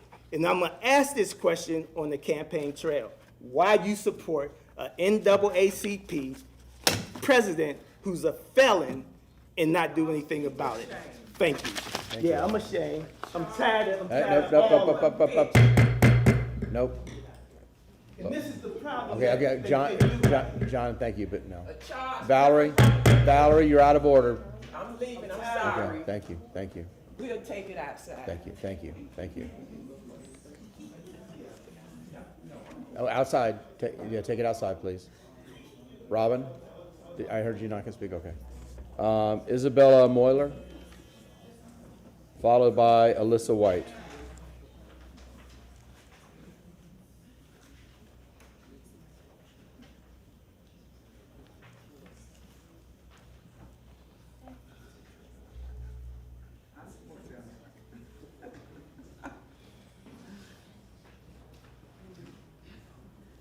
Good morning. Start with your name, please. Hi, Isabella Moeller, and I'm the Tampa Bay organizer for Food and Water Watch, and I'm also a proud member of the Hillsborough Affordable Energy Coalition. And I want to say thank you again for speaking with me today. I know I've spoken with some of you personally, and I think you may remember that myself and then some other coalition members showed up to a city council meeting last month to talk about skyrocketing electricity bills, specifically in regards to a resolution that we would like to see the city pass, calling on state lawmakers to pass affordable energy reform legislation next session. And so I'm here again today to formally deliver that draft resolution to you all, and it has been emailed to most of you as well. And I first want to say thank you to Councilman Maniscalco for already looking at this and providing feedback. But since I haven't had the opportunity to speak to all of you individually, I want to come here directly to deliver it to you.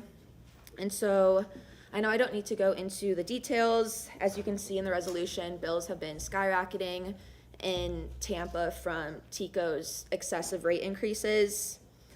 And so at a time when costs are already rising across the board, we're really feeling the strain of these utility rate hikes that continue to happen year after year.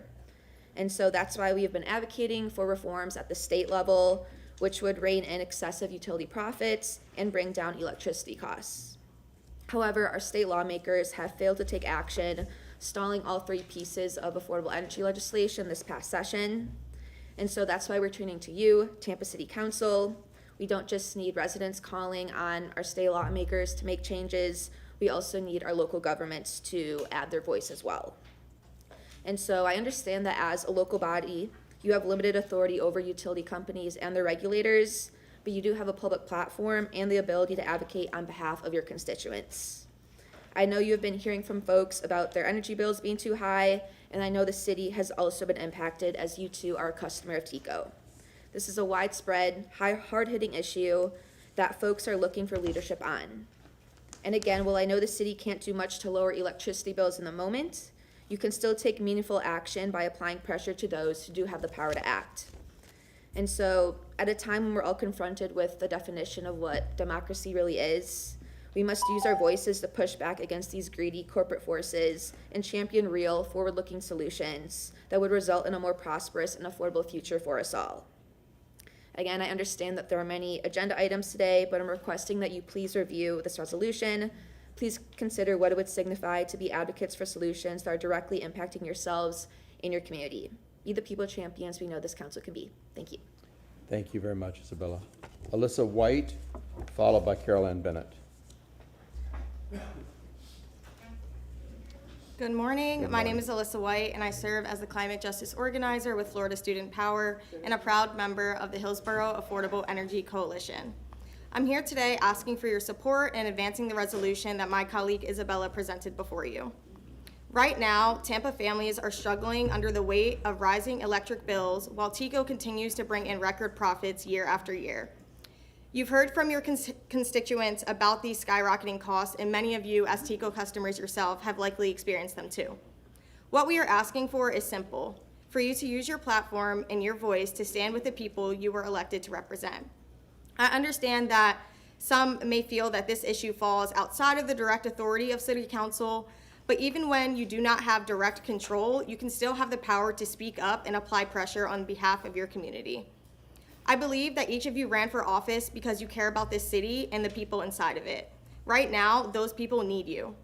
This resolution is an opportunity to show the people of Tampa that this City Council is paying attention and willing to stand behind them. A resolution may not lower bills overnight, but it does send a clear message that our city will not ignore corporate greed while working families suffer. And the urgency is only growing. Summer is approaching, temperatures are beginning to rise, and many residents are terrified about what their next bill is going to look like. Earlier this year, we hosted a community event on energy affordability and accountability. More than 50 Tampa residents attended, including students, seniors, and working families. People shared stories of confusing charges, how their bills have doubled unexpectedly, and the fear about whether they could afford to stay cool during Florida's extreme heat. The message from the community was very clear: enough is enough. So today, I urge you to take this resolution seriously, review it thoughtfully, and stand with the people of Tampa. Your constituents need to know that someone is willing to fight for them. Thank you. Thank you very much. Carol Ann Bennett.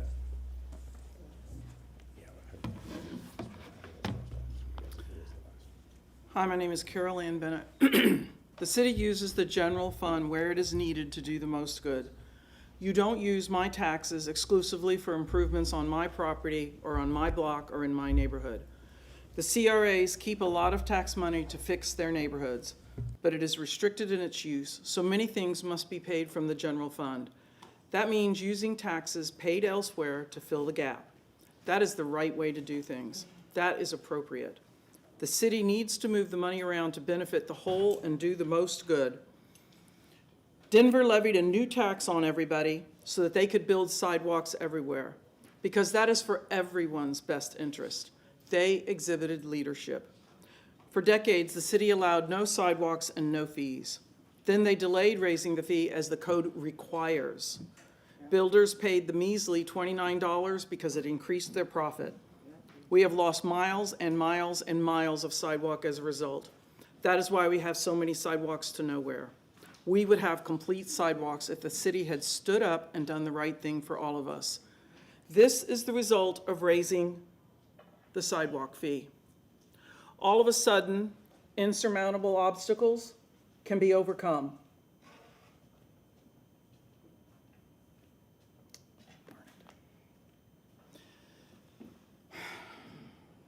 And when they don't build the sidewalk, they must pay the fee. The money can be used to build sidewalks around schools. There are many children whose parents don't have the luxury to drive them to school.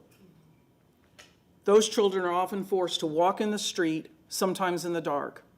We need the fees to pay for sidewalks where they are critical for safety. Tampa is one of the most dangerous places in the country for pedestrians and cyclists. None of those people are being mowed down on a sidewalk. Protect our children, be the leaders we need. Build the damn sidewalks. Thank you.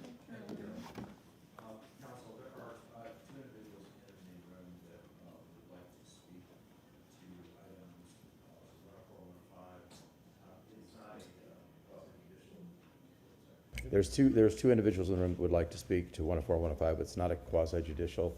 They can't stay. We'd like to waive. Motion to waive the rules to allow them to speak. Thank you. I have a motion from Councilwoman Hurtak. I have a second from Councilman Veer. All those in favor say aye. Aye. Opposed? Ayes have it. Mr. Shelby, did you want to say something? No, I could bring it up under new business. Okay, very good.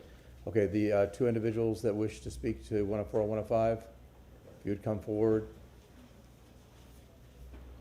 One at a time. If you would state your name, and then you have 3 minutes. So we have 3 individuals? Okay, go ahead. Go to the podium, start with your name, and you'll have 3 minutes. Morning, Council. My name is Larry Passetti. I reside at 2831 Safe Harbor Drive in Tampa. I very much appreciate the opportunity to speak before you, although I'm a horrible speaker, and for allowing me to serve along with several other people here on the Equal Business Opportunity Board. This is the co-chair of the board. We're here to address, of course, item 105 that's before the agenda. Advisory committees a lot of times are symbolic, but not in this case. The Equal Opportunity Advisory Council, each member's brought their expertise, has rolled up their sleeves, and dedicated significant amount of time and effort to this process. Each member had a voice and a vote in revamping Chapter 26.5, the Equal Business Opportunity Ordinance, into a framework that prioritizes and strengthens local businesses in the community. With your support, this will become the Strategic Business Development Ordinance. Several of my fellow committee members are here today in support of this ordinance. And we very much appreciate them coming down here. Each of them run small businesses, and as you can imagine, it's a little hard to come downtown. EBOAC was reconvened about the same time that the U.S. Attorney in the state of Florida's Attorney General was issuing all these directives about DEI, and it prompted the city to suspend portions of Chapter 26.5. So EBOAC took it and made it their primary mission to revamp this ordinance to be code compliant. However, and more importantly, to strengthen the ordinance focusing on local small businesses while preserving the identity of our minority contractors. I being one, the chair being one, just everybody on the committee being. So before the ordinance, this ordinance before you has been thoroughly vetted by city staff. It has been debated among us. Purchasing, of course, EBO's office, purchasing, account administration, and members of the public. Each of the members on this committee have spent significant amount of time playing devil's advocate and legal, keeping us in parameters so that this is legally defendable. Missy, did you want to say anything? No, our team over the last several months worked collaboratively. It was, the whole committee, and everyone had a voice, everyone contributed, and they worked really hard to make sure that this was something that was defensible and legal under the current standards. And would you please state your name? Oh, I'm sorry. I'm Missy Pitcher, and I am the co-chair of the EBOAC and a business owner here in the Tampa Bay area. 100% of the membership of the committee voted in favor of this ordinance. Not one person opposed it. Okay, thank you very much. Thank you Appreciate very it. much. Okay. Just for the record, like all, we have luncheon appointments that are 8 put on the calendar. I met with the two ladies and gentlemen who just was here. We started a conversation, we stopped it because we didn't want to go into any further, but I just want to make it a public record. Okay, very good. Okay, next speaker, did you want to speak as well? Start with your name, please. And which item are you speaking to? Absolutely. My name is Stephanie Hopkins. I am the EBOC at-large member for the Wimby community. Okay. So, good morning, committee members. The life of our city moves in ebbs and flows. Our responsibility is to ensure that through these changes, our policies remain lawful, transparent, and fair. In preparing the ordinance, the EBOC community reviewed the document in its entirety. We found provisions and thresholds from 2008 still attempting to govern a very different economic reality in 2026. Through evidence-based research, we updated what we could by modernizing outdated thresholds, clarifying processes, and ensuring alignment with current market conditions. We accept what we could not change because of certain provisions are firmly set by Florida statute. This ordinance reflects the committee's commitment to functional integrity, lawful in its compliance, transparent in its process, and fair in the application to every business. This ordinance is not just a policy update, it is the committee's commitment that Tampa's economic framework will serve this city for years to come. And again, I am Stephanie Hopkins, the EBOAC at-large member for the Wimby community, and I support this ordinance. Thank you. Thank you very much for your comments. Okay, that concludes public comment. We are now moving on to board and administrative appointments. Item number 7, a resolution approving and consenting to the confirming the reappointment of the mayor by the mayor of William Babcock, alternate, as a member of the Architectural Review Commission. Is Mr. Babcock in the room? No. Okay, we have a motion to move the resolution for the appointment by Councilman Maniscalco. We have a second from Councilman Rand. All those in favor say aye. Aye. Opposed? The ayes have it. Number 8 is approving the nomination by the mayor and appointing Vivian Walker as the internal auditor and department head of the City of Tampa Internal Audit Department. Are you in there? There she is. There you go. Okay, very good. Chief Bennett. All right, good morning, council, and congratulations on the new appointments, and good morning to our public. Next to me stands Miss Vivian Walker, a longtime employee of our city audit department. It's an honor and privilege for me to present her on behalf of the administration to council in this very important charter position for the city. I've closely worked with the audit department since my return in this position. As most of you know, I've been here since '84. She's been here for 33 years, so it's just been a wonderful relationship between our two offices. A little bit about the department. When I first came back, I realized that through the Great Recession, a lot of those positions were reduced. We were able to add a position to the department and talk about continuous improvement to create kind of a culture of correction based on things that we learn over time. And their department has been a tremendous part of that. And of course, Ms. Walker has been a lead senior auditor in that space, again, through our administration. They just recently, as you saw in the memo that I submitted, just completed their peer review of their own work and received the highest remark you can get in that peer review model. So clearly, the audit department works closely with council, their audit universe, and everything else to make those audits happen. And I will say a little side note on behalf of our former director, Christine Glover, who just recently retired from the city, that they do such a good job that they tend to lose talent to other locations for higher pay. And we've been trying to work on that through the budget years to make sure that we retain the best and the brightest in that audit space. So with that, I will cease my comments and allow Ms. Walker to speak to council for this important nomination. Good morning, Ms. Walker. Start with your name. Good morning, Vivian Norman Walker, the interim director for the City of Tampa's Internal Audit Department.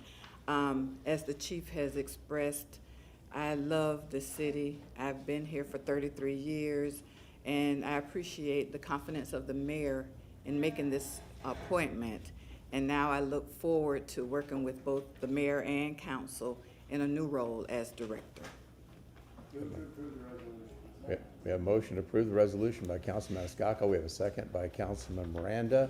I will say before we do that, I've heard nothing but wonderful things about you, and it's so nice to see a long-term employee move up through the ranks. Thank So you. congratulations. All those in favor of the appointment of Vivian Walker, say aye. Aye. Opposed?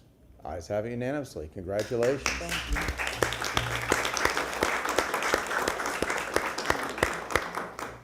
Now get back to work. No. Stop goofing off. Okay. Ms. Shirley Fox Knowles, item number 9. Good morning. Again, Shirley Fox Knowles, City Clerk. Here regarding the appointments for the Community Benefit Advisory Council. We have 8 individuals that applied, and they will come up and present themselves. Nick Allen. Nick Allen? No. Loretta Baker. Loretta Baker. Megan Cochran. Here she comes.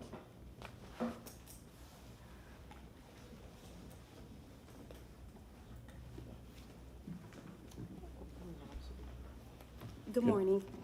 Start with your name, please.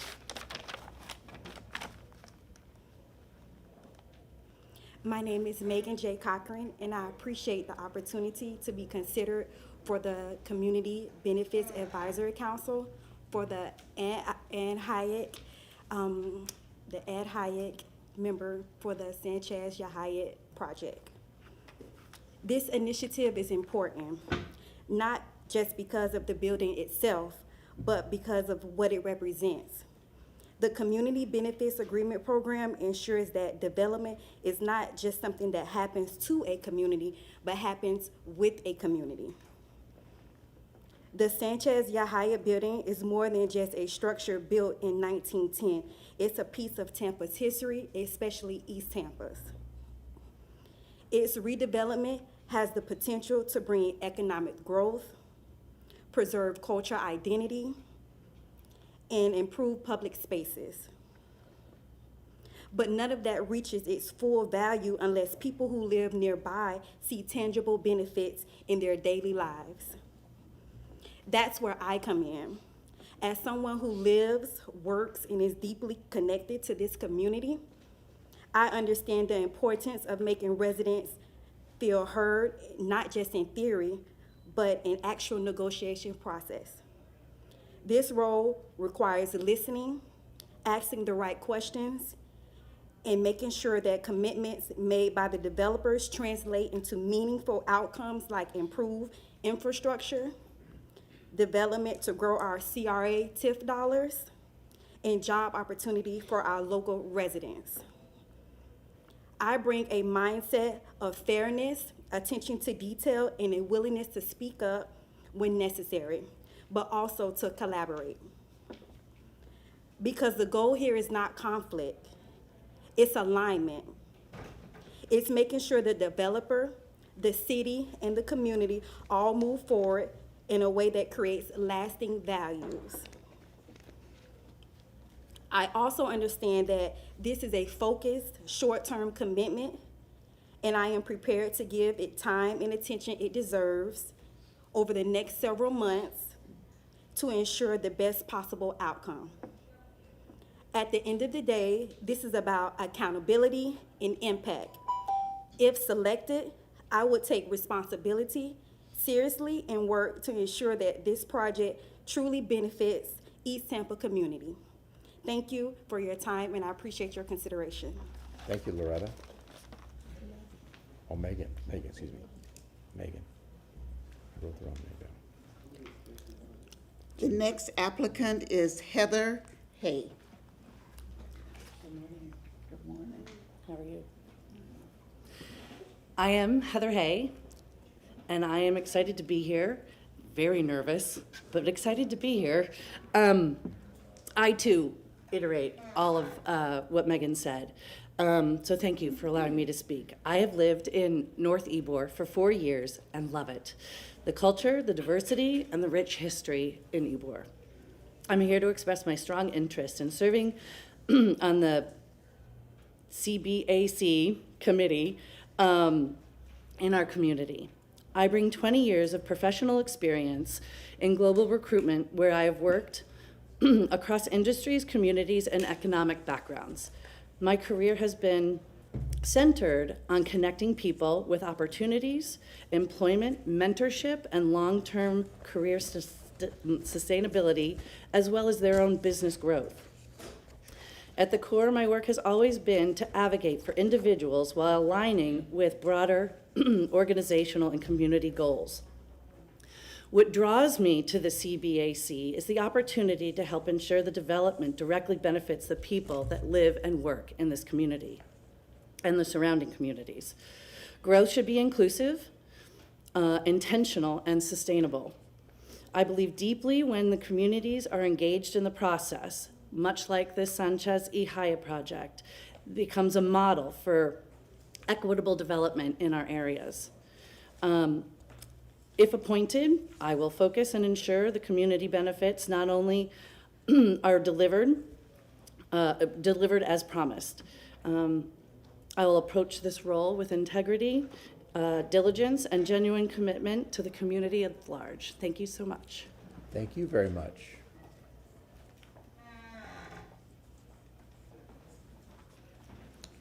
The next applicant is David Hennessy. David? Hearing none? The next applicant is Danielle Rivera. Daniel Rivera. Rivera. Seeing none? The next applicant is Anthony Velasquez. Anthony? Nope. And the last applicant is Tony Walters. Tony Walters. Seeing none. So there's 2 pieces of people present and 2 positions. Do I have that correct? Yes. Wow, okay, very good. Do we have a ballot, or can we just give unanimous consent for the 2? I move for the 2 folks. We have a motion for unanimous consent for the 2 in-person applicants from Councilman Vieira, a second from Councilman Maniscalco. Are you okay with that, Clerk? All those in favor say aye. Aye. Opposed? The ayes have it. Congratulations to you both. Thank you. Congratulations. A question, Mr. Chairman. Mr. Shelby. Yeah, Martin Shelby, City Council Attorney. I am sorry, I just stepped out of the room. I believe that a resolution has to be prepared, and if you could ask, I will bring that back on a future agenda. We have a motion to request that our attorney bring back a resolution for the two appointments to be brought back on a future agenda. All those in favor say aye. Aye. Opposed? Ayes have it. And if you could just satisfy my curiosity, if you could tell me those names again? We'll get those from the clerk for you. Thank those you. from the clerk. So we make sure we have them spelled properly. Spelled properly. Yes. Okay, so I think this is. I'll get them from the agenda. There we go. I think this is, the actually, backup. they're not listed. No, but I'll get them from the on backup. base, yeah. It's appropriate time to remind folks that there are many open boards and commission positions available, and these are the council appointments to boards. On the Architectural Review Commission, we have an alternate member available. For the Architectural Review Commission, we have a public policy member appointment available. For the Barrio Latino Commission, there's two positions. One is an architect and the other is a resident of Ybor City Historic District. So you just have to be a resident, it's the only qualification. For the Community Benefits Advisory Council, we have an at-large appointment available. So anybody in the city, please look at that. Community Benefit Advisory Council, we have an ad hoc project-specific. Were these the two that we just did? For the Community Benefit Advisory Council, ad hoc project-specific, they're listed as vacancies. Yeah. So never mind, those two are filled. For the Historic Preservation Commission, we have an urban planner available position. If you are qualified for any of those positions, please seek the information online or reach out to one of your council persons to be able to be pointed in the right direction. Thank you very much. We appreciate public participation in city government. Let's move on. Is there any request for the public for reconsideration of legislative matters? Hearing none. Committee reports, Public Safety Committee, 10 through 23. Yes, sir. If I may, I move items 10 through 23. Okay, we have a motion from Councilman Vieira to move items 10 through 23, a second from Councilman Miranda. All those in favor say aye. Aye. Opposed? The ayes have it. I move items 24 Second. through 38 and 40 through 42 and 44. Correct. Okay, we have a motion from Councilwoman Hurtek, a second from Councilman Vieira. All those in favor say aye. Aye. Aye. Opposed? The ayes have it. And moving on to. I move items 45 through 55. We have a motion from Councilman Maniscalco to move 45 through 55. A second, I believe I heard from Councilman Miranda. All those in favor say aye. Aye. Opposed? The ayes have it. Finance Committee, Councilman Miranda. I move item 56, 57, 58, 60, 62, and 63, with 59 and 61 being pulled. Thank you. We have a motion from Councilman Miranda, a second from Vieira. Councilman Vieira, all those in favor say aye. Aye. Opposed? The ayes have it. She just wanted a separate vote on 59 and 61. Okay, second vote. So can I get somebody to move items 59 and 61? Second. We have a motion to pull item, for items 59 and 61, and let's do a roll call on this again. Maniscalco? Yes. Hurtak? Yes. Young? Yes. Vieira? Yes. Carlson? No. Miranda? Yes. And Clendenin? Yes. Motion carried with Carlson voting no. Okay, very good. And if I can, Mr. Chairman, for the purposes of the record and the public, that vote and the motion applied to both 59 and 61. Okay. Development and Economic Opportunity Committee, reminding that item 74 is a substitute. Can I get a motion to move 64 through 76? Councilman Carlson. So moved, including the substitute. Second. We have a motion from Councilman Carlson, a second from Councilman Vieira. All those in favor say aye. Aye. Opposed? The ayes have it. I Councilwoman Hurtak. move items 77 through 86. A motion from Councilwoman Hurtak, a second from Councilman Miranda. All those in favor say aye. Aye.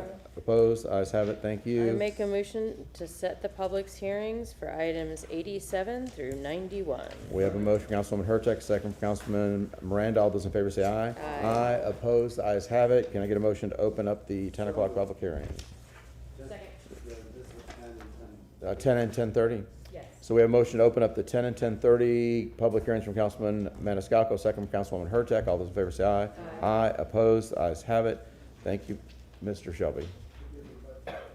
Martin Shelby, City Council Attorney. Would now be the proper time to move, if I have it correct, numbers 107, 108, 109, 110, 111, and 112?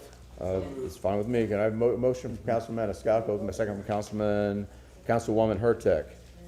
And can you read those off again so that we can keep ours? If we could, It's 107, 108, 109, 110, 111, 112, 114. 114 is, I don't believe. 114, he wants a presentation. We're not going to move that one. It's not a Oh, resolution. it's not, no, and it's not a presentation. She accepted the written Okay, report. okay, okay, very good, okay. Okay, so I'll move those and, so Receive and motion file. for that, Okay, we have, we have a motion, we have a second. for 107 through 112. Okay, all those in favor say aye. Aye. Opposed, ayes have it. Motion to receive and file 114. So moved. Okay, we have a motion, we have a second. All those in favor say aye. Aye. Opposed, ayes have it. Okay, and does that clean all those up? Okay, very good. Can I ask a process question? Yes, ma'am, yes, sir. And I bring this up for everybody, Marty and anybody else. I hear that other jurisdictions in second readings will ask the audience if there's any objection. If there's no objection, they approve all of them in one vote. Has City Council ever done that, and does anybody have any opinion on that? Second reading? Yeah, if there's no objection, if there's nobody to object in the audience, then they move all of them in second reading with one vote. I'm not familiar with that. I'll inquire and I'll report back to council. But mind you, if there are for second readings, and they are noticed and advertised public hearings, there's a process that's involved, there's due process rights. We can talk about that later. I just Right. wanted to bring it up in front of everybody so they could hear me ask you. And by the way, Interesting to hear an answer to the question. I'll get you one. Thank you. Okay. Councilwoman Hurta? Would you like to make a motion to have him come back at a future date, just so we have it on the, Yeah, under maybe old business? Be new business. Well, we're making it new business. motion to have the city council attorney return on whatever date's available for, Before we have it spiral out of control, I have a motion from Councilman Carlson, a second from Councilman Maniscalco. All those in favor say aye. Opposed, for- ayes have it. For June 4th is the next. June 4th. Okay. Mr. Shelby, consider that a job assignment. You have Councilman Vera, did you want to say something? Your mic was on. Okay, so we have now opened up the public hearings, the 10 and 10:30. This is, the first hearing is non-quasi-judicial. Item number 92.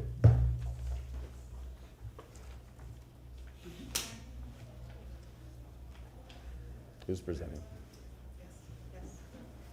I'm sorry, did you say item number 92? Yes, sir. Oh, okay. Well, that's a lot quicker than we thought. Good Let's talk morning again. Let's talk water. Mike Perry, Deputy Chief Financial Officer. I'm joined by Brad Baird and McLean Evans, and I just emailed Mr. Hamilton to be available about 11:30. Well, we'll proceed. This is our second time before you. We've briefed you individually on the wastewater and wastewater capacity fees. And what's the will of council? Do you want me to go through the presentation again, or you just want to take a vote? Yep. Thank you, ma'am. Does council have any questions on item number 92?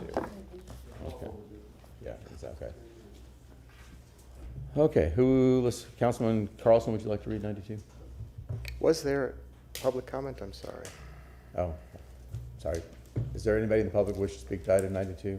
Can I get a motion to close? A motion to close from Councilman Maniscalco, second from Councilman Rand. All those in favor say aye. Aye. Opposed, ayes have it. Councilman Carlson. move number 92, file number E2026-8, CH26, ordinance being presented for second reading adoption, ordinance of the City of Tampa, Florida, amending City of Tampa Code of Ordinances, Chapter 26, Article 1, Section 26-31, utility rates, fees, and charges, and Section 26-37, water capacity fee, by increasing the water and wastewater capacity fees by removing conflicting and outdated portions of Section 26-31, utility rates, fees, and charges, by repealing all ordinances or parts of ordinances in conflict therewith, providing for severability, providing effective date.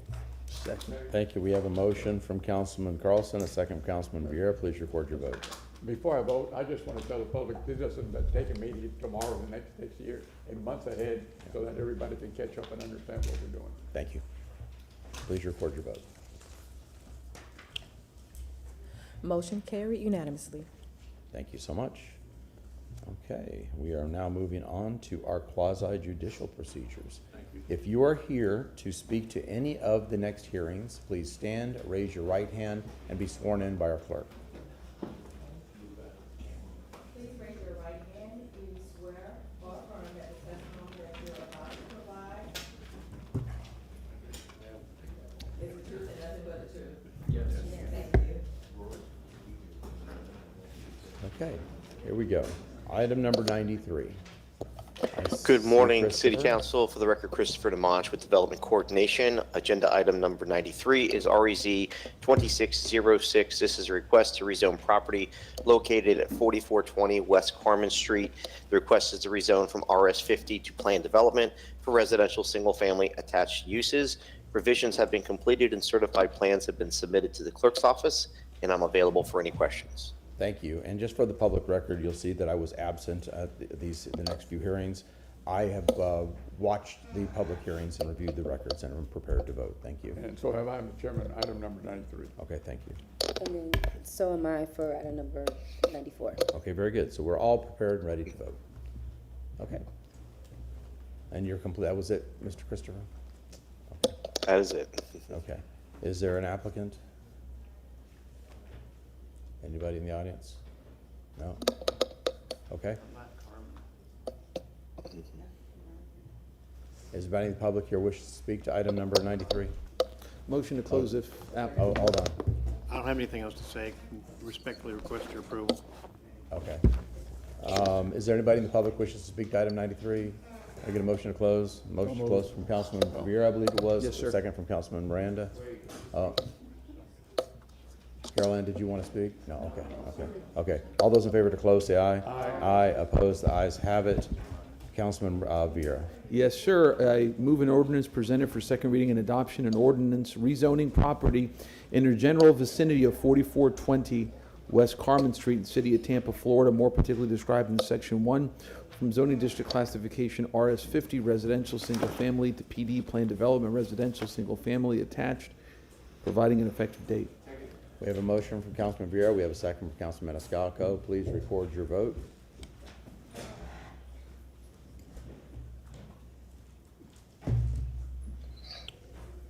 Motion carried with Clendenin and Hurtak voting no.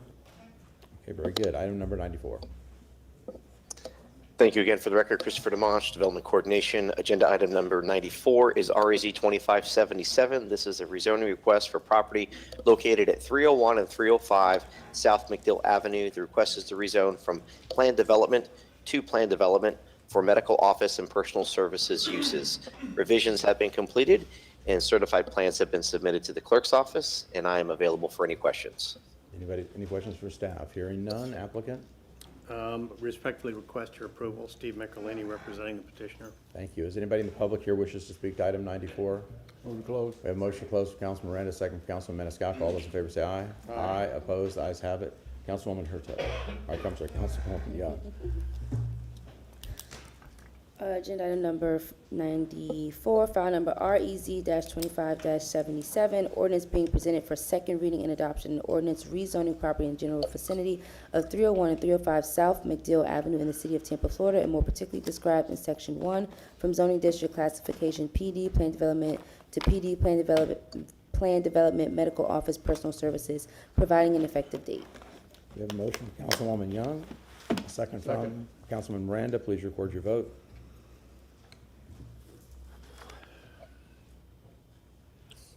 Motion carried unanimously. Thank you. Item number 95. For the record, Christopher DeMonch, Development Coordination. Agenda item number 95 is REZ 25-115. This item is a rezoning request for property located at 3724 West San Pedro Street and 3717 Obispo Street. The request is a rezone from RS50 and planned development to planned development for business professional office and medical office uses.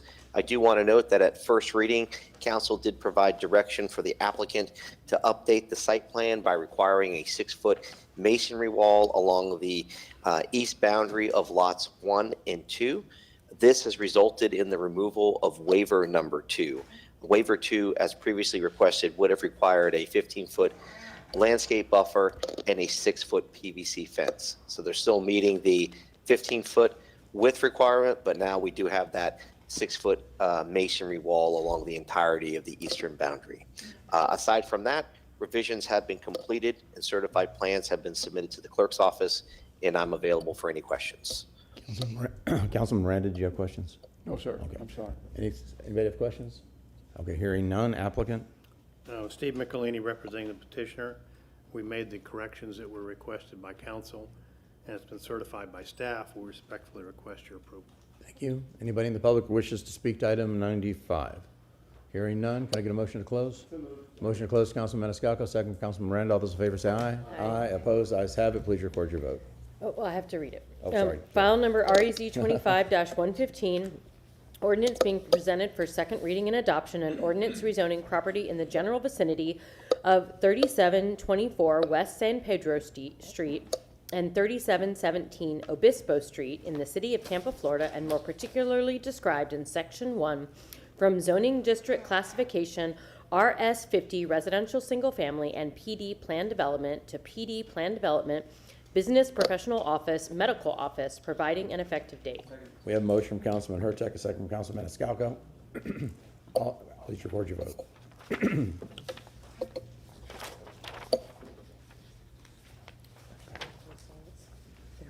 Motion carried with Miranda voting no. Okay, very good. Thank you so much. And I'm sure most of you guys, I think Guido Maniscalco is the only one that can relate. I had like no sleep last night, so I'm a little discombobulated. Yeah. but with I think you're the only one that can understand with all the stuff that was happening this morning, how tough that is to sleep the night before. Yeah, very good. Okay, we are on item number 95, and it's my understanding that I'm sorry, 96. It's my understanding that a whole bunch of people walked in. If you are here to speak to any of these public hearings, could you stand, raise your right hand, and be sworn in by our clerk?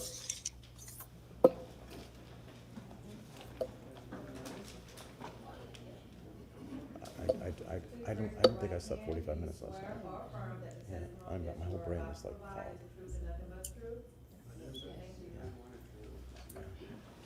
Very good. Staff? For the record, Christopher DeMonch, Development Coordination. Agenda item number 96 is REZ 2609. This is a rezoning request for property located at 3415 West Harborview Avenue. The request is a rezone from RS60 to RS50. This is a Euclidean rezoning, so there's no site plan associated with the request. I am available for any questions. Does the council have any questions? Hearing none. Applicant? Steve Michelini, representing the petitioner. Council may recall that this property is a corner property at, there we go, Harborview and Himes. Is that on the Wolf? CTTV, can you get there we go. And can you put it on the public as well? Thank you. Thank you. And there was a little discussion about the fact that this is surrounded by properties that are already developed in 50-foot lots. So this is not an introduction of a new zoning classification. It's a new zoning classification, but it's recognizing the development pattern that's immediately in the area. This is a subject property. The original plat was platted at 50 and 53-foot lots, and the development area around here is all conforming to what we're proposing. So I respectfully request your approval, and I'll be happy to answer any questions. Council have any questions of the applicant? Hearing none. Is there anybody in the public that wishes to speak to item number 96? If you would wish to speak to item number 96, if you would stand against the wall to the left or to your right, I will call you up one at a time. If you're not familiar with council procedures, when you get to the podium, start with your name, and then you'll have 3 minutes. The lights will go green when you start. When you have 30 seconds left, they'll go yellow, and when you're done with your three minutes, it is red, and then that's when you have to stop talking. Sir, you can come to the podium, start with your name, and then when you start with your name, you'll have 3 minutes. Let me give something to the attorney first. You may, yes. Thank you. 9 copies and 9 copies.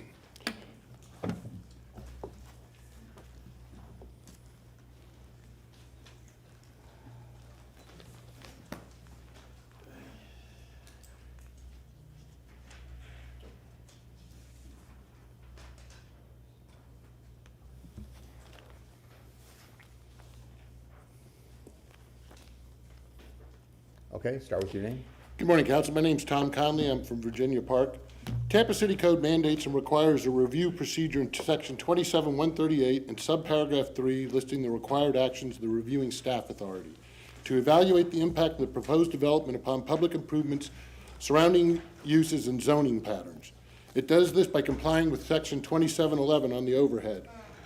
Creation of new lots. It requires it to examine the existing lot development orientation and historical precedent pattern of parcel configuration in the neighborhood in a radius of 1,320 feet.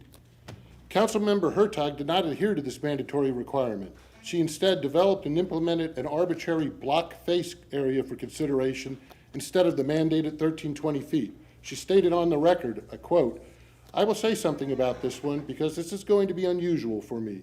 This block very clearly on that side of the street has a 50 to 53 foot lot, so I'm going to support this because this is only this side of the block. If it was the other side, I would not agree," end quote.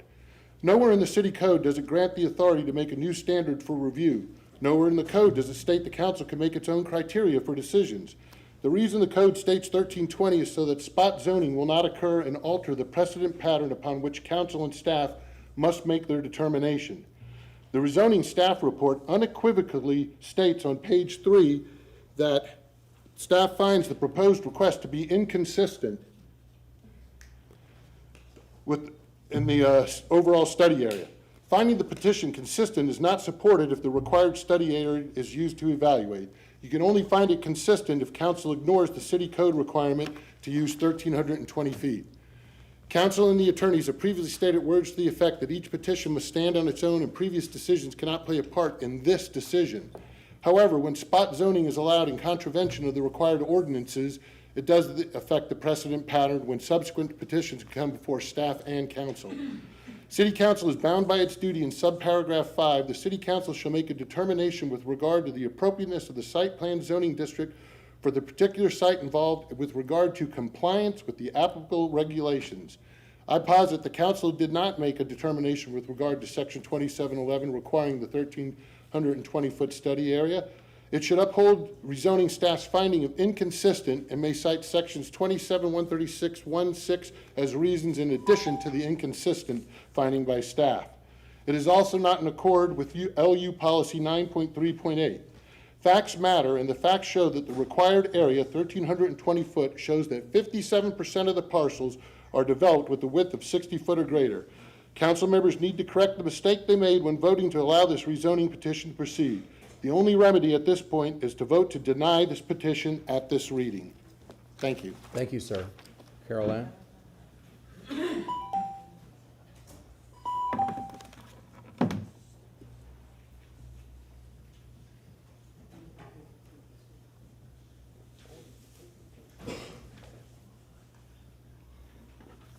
Ms. Bennett has a speaker waiver form with, I'm sorry, thank you, Miranda. 3 names. Tara Bluma, thank you. Katrina Bertoldi, could you raise it? Thank you. And Lindy Ellett, 3 names, 3 additional minutes for a total of 6. Thank you, Carol Ann. Would you please start with your name, and you'll have 6 minutes. Carol Ann Bennett. Mr. Connolly and I were unavailable for first reading, but today we're here with new evidence. Council is strictly limited in what you can consider for this rezoning. At first reading, there was a misunderstanding. Council members approved this based on lot sizes on one side of the block, stating that if it were on the other side, they would deny it. The code refers to one side as the block face. This reasoning is not allowed. While block face can sometimes be considered for some things, this is not one of them. Here is the list of block face references in the code. None of these apply to rezonings. Most apply to setbacks in places like Seminole Heights. That is why staff found this inconsistent. Block face doesn't apply. The code is explicit. You must consider the 1,320-foot radius, not just the block face or even the whole block. The code states this not once, not twice, but 3 times for emphasis. The code requires you to assess the entire area, not a narrow view. A neighborhood is more than a single block face or even a whole block. It's essential to see the broad context, just as you experience the whole neighborhood when you drive, walk, or bike through it, not just one side of one block. The code is huge, so the mistake is understandable. But staff analyzed this using the requirements of the code. That is why they found it inconsistent. Mr. Connolly and I have analyzed the lot splits since 2017. Back when Gloria Moreta was department head and Abby Feely was a planner, they said the development pattern is the majority. Gloria said in the 50s and the 80s, the city zoned neighborhoods based on the existing development patterns. They counted the lots, and if most lots were large, the area was zoned accordingly. The code requires analysis of the existing development pattern within a 1,320-foot radius. The majority of those lots are large, so rezoning to smaller lots is inconsistent and violates Section 2711. The code does not allow you to consider how it was platted 100 years ago. It rigidly, specifically requires staff and council to analyze how it was actually developed in the 1,320-foot radius. The development pattern is the majority. This majority is larger lots. That's why it's inconsistent. Staff analyzed this rezoning following those requirements. They found it violates the code, and they found it violates the comp plan, and they found it inconsistent. Tampa Comp Plan Policy LU 9.3.8 was cited by staff because it requires, quote, you assess the negative impacts on the development pattern and the character of the neighborhood. I am presenting new evidence that this rezoning will have a negative impact on both. If you make this large lot into two smaller lots, you alter the development pattern and the percentages. You impact future staff findings and rezonings. You will create a domino effect. Every large lot could then be split. You are not deciding one rezoning. You are changing the development pattern. You change the percentages. You change future staff findings. It is a change you have no control over. The development pattern has also been 30-foot setbacks. If you approve this, that pattern will change by 10 feet. And when other large lots fall like dominoes, they will have setbacks of only 20 feet. I would like to point out that there's a grand live oak and some specimen live oaks on this lot. Approving these smaller lots will put them at greater risk. Maximizing the profit on smaller lots means cutting down these trees so they can build as big as possible and probably build 2 pools instead of 1. A larger lot makes it easier to reconfigure around them and give the trees a fighting chance. At the candidate forum at the Garden Club, many of you said South Tampa is full. In the past, I have shown you the videos and data from David Hay and Stephen Benson's presentation showing South Tampa had the highest growth rate in the city. Here is new data from the city's own department. District 4 is the most densely populated district in the city. Adding more residents to evacuation zones is a life-threatening impact. More families under mandatory evacuation is the last thing this city needs. There is no benefit to the community to increase the density in the already most densely populated section of the section that's full, the city that has the most flooding, the city that is mandatorily evacuated on a regular basis. It only benefits 2 people. The people who make a little more money selling the lot and the builder who will make a little more money building 2 houses.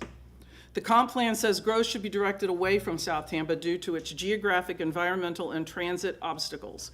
And growth should be directed toward areas where people can shelter in place, where the jobs are, and where transit is easiest. Resources are finite. There's not unlimited amounts of money. Continued development in South Tampa leaves less financial resources for investment elsewhere where people are begging for investment in their communities. Use this new evidence, follow the code, follow the comp plan, uphold the staff report, and deny this rezoning. Thank you. Thank you. Next speaker, please.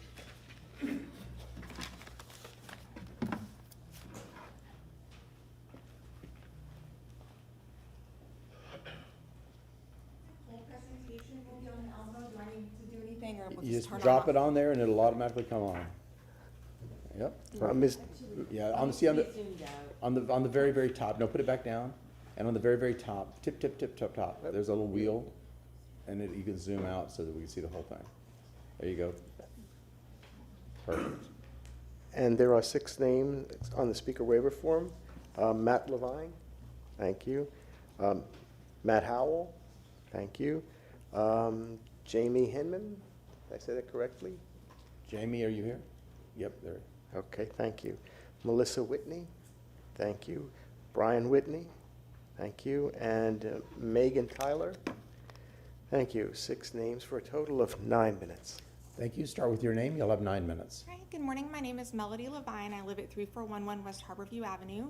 I was one of the 2 people that was present at the first reading, and admittedly, I was not prepared at all and did not understand this. So I come here today now with new information, with pertinent information that I hope that council will consider. The first thing I want to talk about is the first reading, because it appeared from my perspective that the petitioner and the property owner really pushed an inaccurate narrative that this is an area of homes that's majority 50-foot lots. For example, property owner, most of the lots in the area are 50-foot. They're all 50-foot. It's been that way forever. They're all 50-foot. Petitioner statement, look at all the 50-foot lots in here. This is 50, 53, 50-foot lots. This is looking down the street on Harborview. Those are 50-foot lots. They're not big lots. And then Councilwoman Hurtak, I think, relied on this inaccurate information when making her decision to vote in favor of the rezoning, looking at those 50-foot lots. So I really want to go deep into the numbers so that council has the actual breakdown of the numbers. And I went through the property appraiser website and tried to actually put the lot sizes on here for y'all to review.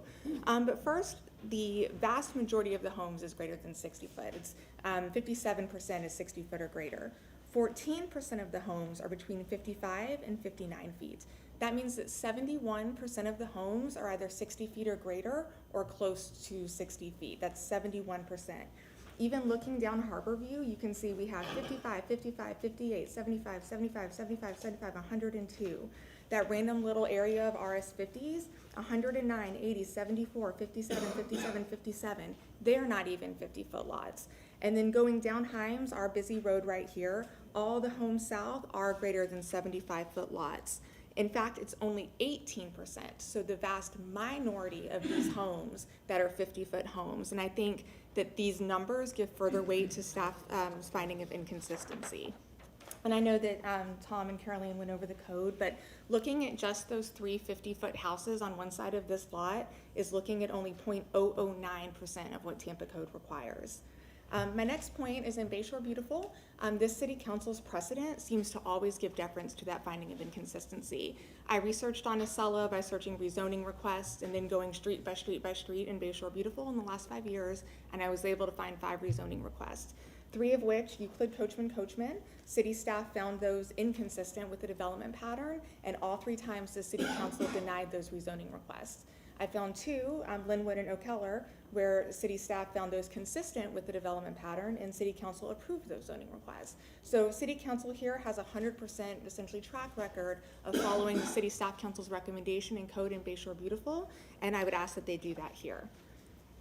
My next point is the character of the neighborhood point, because this is a huge change in setbacks that they want. It's much worse than I thought before when I was thinking it was 25-20, but looking at our original plats, you can see, or our original plats and the surveys, you can see here that we have 30-foot building setbacks. This isn't a 25-foot setback issue. My house next door is actually further than 30 feet back, so we're about 34 feet back. And I think this is part of the reason really why I said before our neighborhood feels so open and airy. It is these big setbacks. Petitioner is asking you to give them special treatment to be the only homes in this area with 20 feet setbacks. That is them building their house 14 feet closer to the road than my house next door, at least 10 feet closer to the road than all the houses nearby. And I just really, to me, this is the most important point, so I really want to belabor this. That you can see here, this is me in my driveway. This is the front of this property right now. This is my husband and I taking a measuring tape to 10 foot and him standing there. This is how far out they are going to be able to build their homes from where it's currently located. Now, right now it's a 1-story house, but they're gonna build a 2-story house. We are going to be literally, myself and my neighbors, sitting on our porch where we used to be able to see the YMCA pool, and we are going to be looking at a wall of house. The thought of that is outrageous to me, and so I really hope City Council pays attention to that specific point. Next issue is the increase in flooding due to poor drainage has become a real concern in this area. It might not have been historically, but in the last couple of years, it really has become that way.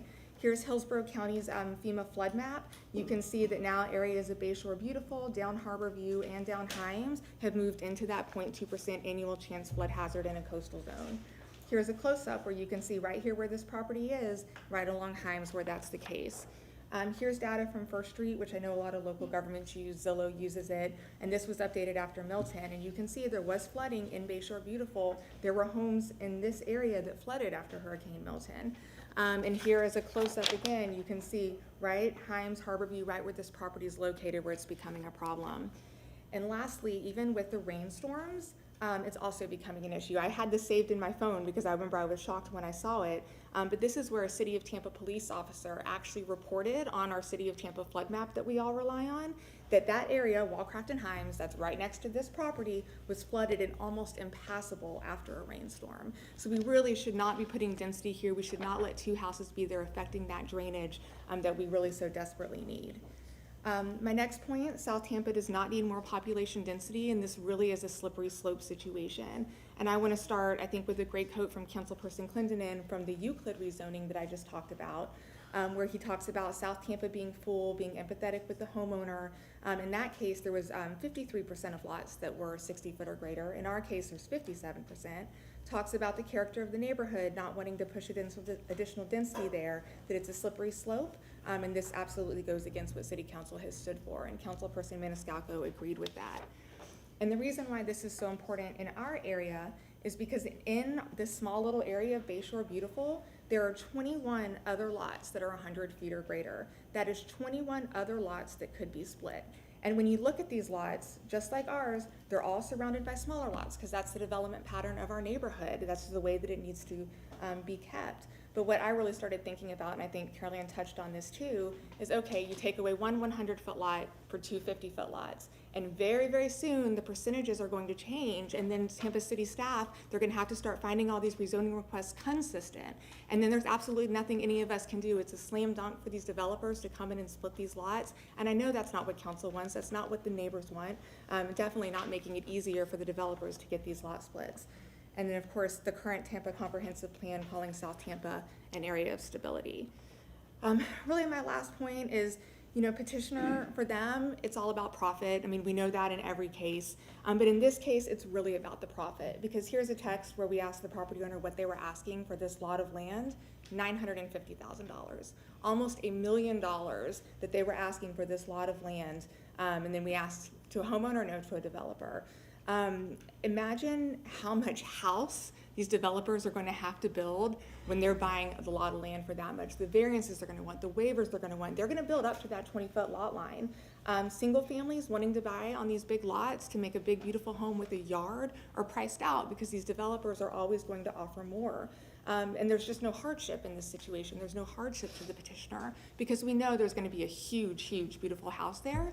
It's just the difference between an exorbitant amount of profit and an enormous amount of profit. And then versus what matters to the South Tampa voters and constituents. I know you hear it all the time, but the overbuilding, the drainage, the flooding, the character of the neighborhood, the strain on infrastructure. You know, I've never come to city council before this. I didn't really think getting involved in local government was fruitful, and so I'm glad that I'm here. I appreciate, now that I've been watching city council meetings, I appreciate that y'all do care and you do listen to us. You know, this is what we look to our elected officials for. I just don't see any justification for prioritizing the profit of the developers in our neighborhoods. Huge, beautiful city, plenty of places that seem to want this development. The density really should be pushed elsewhere. There were many residents who wanted to be here today. I hope you got a lot of emails. I think someone's going to read from some of those later today. I really appreciate your time and for listening to us. I hope this was helpful. Thank you. Thank you very much. Ms. Levine? Ms. Levine? Question, did you want, Martin Shelby, City Council Attorney, did you want any of those documents into the record? Do I? Am I supposed to? Does it matter? I'm just asking whether they are on the screen. Yeah. They are on the screen. Yes, I can. Let me put them back in order so they're.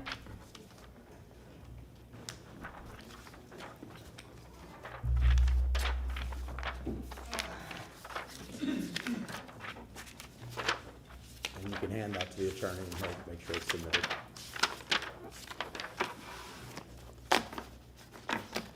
Thank you very much. Thank you. Okay, next speaker, please. Start with your name.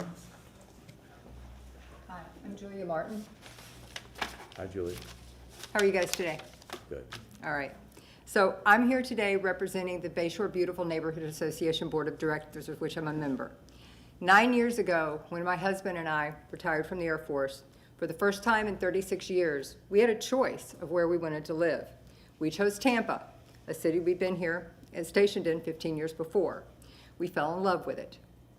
And when we drove through Bayshore Beautiful, looking for a home, we fell in love again with the mature oak trees shading the streets, the larger lots, and the eclectic blend of small and larger homes, most of which fit the lot and the character of our neighborhood. So we bought a house on a beautiful tree-lined street.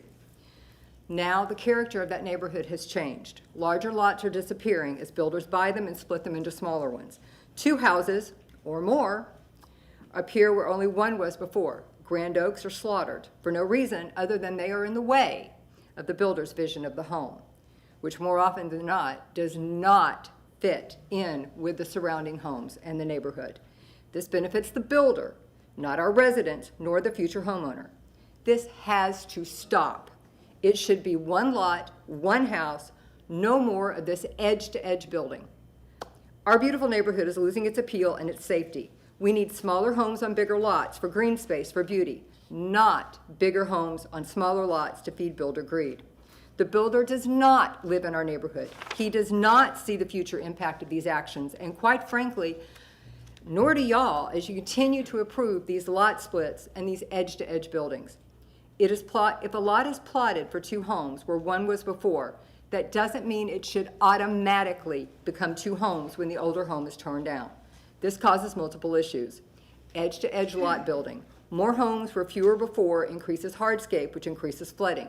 We now have flooding in areas, as was shown before, that have never before flooded because there is simply no place for the water to go. Concrete isn't thirsty like grass and trees. Traffic. Our narrow streets cannot support the traffic and parking for more homes and residents, nor can it support the construction traffic building multiple homes where one was before. There's no place for them to safely park that does not block our sight lines, and we're the ones affected by this. Driveways. This lot at the corner of Harborview and Himes is on the corner of a busy street. Where are 2 driveways going to go? 2 cannot safely be placed on Harborview due to cars needing to exit and enter on the road. Sight lines will be blocked by large edge-to-edge homes, and traffic moves too rapidly for driveways to be on Himes. All these issues have been noted before, and yet you all continue to approve these special cases in rezoning despite the opposition of the people who actually live here. We know our neighborhood. We know our street and its traffic patterns. Please, the builders do not live here. They don't understand the neighborhood. Ladies and gentlemen, we're called thank you. Bayshore Beautiful for a reason. Thank you very much. Thank you and your husband for your service. Thank you. Thank you. Next speaker, please.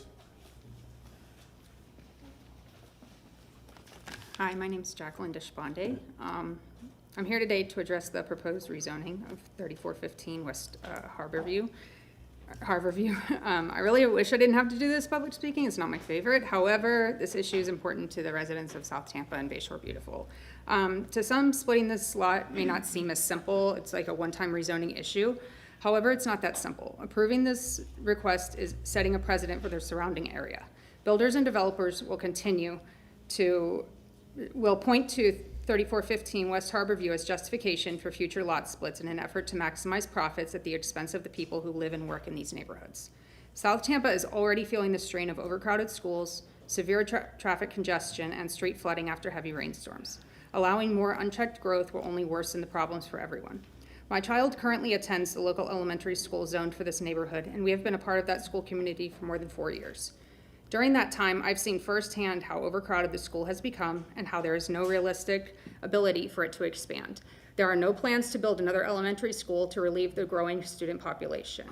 I'm deeply concerned about the quality of education in our South Tampa schools as growth continues unchecked. Developers continue to maximize profits by splitting the lots and increasing density, yet our schools have not kept pace. They simply cannot accommodate more students. The same concern applies to the local middle school and high school.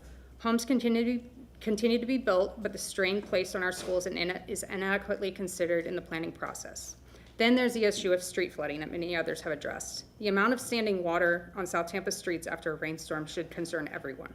Our stormwater drainage systems are already struggling to keep up, and we saw what happened in our neighborhood during Hurricanes Helene and Milton. Homes flooded, not only from storm surge, but just from rainwater with nowhere to go. By splitting lots like this one, builders reduce the amount of permeable ground available to absorb the rainfall. The less soil there is to absorb water, the more street flooding that we will experience. This is a direct connection between overdevelopment and flooding. If water has nowhere to go, it ends up in people's homes. It's really that simple. I'd like to address the argument that projects like this will help solve the affordable housing crisis. While increasing the housing supply may help affordability in some other parts of the country, that is simply just not the reality in South Tampa.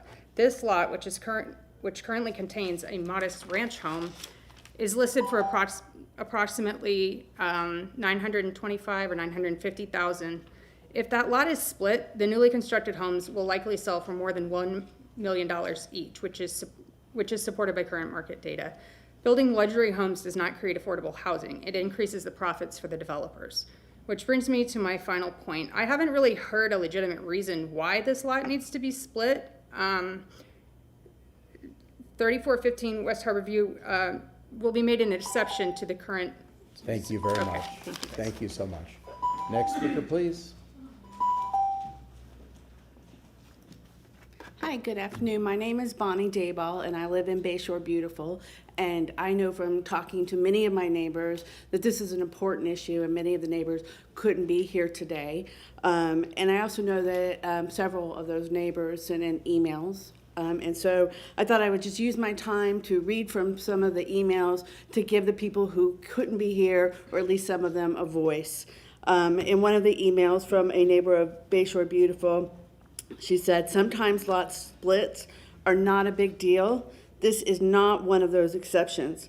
This lot is not an appropriate size for 2 homes and needs to remain zoned for 1 house. It has beautiful oaks in the backyard that need space and which also should be protected as they absorb thousands of gallons of water. The true driveways that would have to be built would be in a dangerous locations right off of Himes. Please, we are not crazy. Drive by and see it yourself. This is one of the most egregious rezone lot splits I have ever seen." Another neighbor wrote, "I encourage you to vote no for several reasons, including the overcrowding of our public services, including schools and hospitals, the damages it caused to the natural canopy in our neighborhood, and additional traffic jeopardizing our children's safety and the natural repercussions from stormwater runoff during hurricane season." Another one of my neighbors wrote, "We suffered flooding from Milton in this area due to increased density of larger footprint homes, reducing lot permeation. In the 5 years we have lived here, we have seen homes go up and streets flood that never flooded before because there is no land to absorb the rainwater runoff." This is from another neighbor. "I ask you to vote no because of my ongoing concerns about too high density and complete lack of infrastructure in South Tampa. The city council continues to allow lot splitting, has caused flooding due to lack of saturation from limited green space on these split lots and poor drainage due to increased runoff." Another neighbor, "This practice drastically changes the local infrastructure needs, contributes to flooding with more impermeable surfaces, and chips away at the character of our beloved neighborhood. And critically, these developers just keep taking down our valuable tree canopy and simply paying the fines." From another neighbor, "Thank you for Councilman Carlson and Manikowsko for voting no during the previous review. I encourage the rest of the council to reconsider their votes." This is just a handful of the comments that I've heard personally from talking to my neighbors, from people that have wrote in encouraging you to vote no, and I echo those concerns, and I encourage the board to vote no. Thank you. Is there anybody else in the public that wishes to speak this item?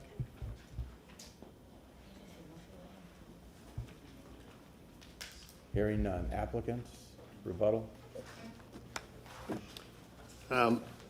Council, first of all, this does not increase density. R10 is what the density is, whether you have, excuse me, I don't laugh at them. Yeah, so just FYI, I know a lot of people here are new. We don't, the audience just sits and listens, so we give respect to everybody, regardless of side, at the podium, so that we can hear them. And also, when you guys make noise back there, the acoustics are so good, it drowns out everything happening up here. So thank you so much. Go ahead, Steve. It increases the number of units, but it does not increase the density. It is consistent even according to the Planning Commission analysis, R10 is allowed for this to occur. And I've heard a lot about stormwater and increasing the number, the flooding and all that. There is no waiver for stormwater requirements, none. So any house that was built before 1987 has no stormwater retention, no stormwater treatment whatsoever. Anything built after 1987 must comply with the stormwater requirements, which means if you have a newer home, you have stormwater treatment. If you have an older home, you don't. Talking about infrastructure. Every new project is required to analyze the existing storm system, the sewer system, the water system, as well as transportation. And if they're required to have improvements, they must make them. There is no exception to that. I made a number of notes. Trees are not the issue. Whatever the cost of the land is not the issue. School system has increased. They have quadrupled the impact fee on schools. So every individual property development must pay. I think the fee is up to like $4,000, $5,000 per structure. When we talked about developers, the gentleman that came it was their mother's home. This was not a developer that came in. You know, we're talking about all of those are 53-foot lots. We talked about what surrounds it, and when the 1,350 feet standard is one of the standards. The other one was block face, and what is the development pattern on that block? Now, they've gone back and forth regarding how that's done. I gave you this map here that showed you the subject property, as well as all behind them were 53-foot lots, all next to them were 53-foot lots, and the subject property was right here. It sits on a corner, so that corner lot will have exceptional setbacks because it sits on a corner.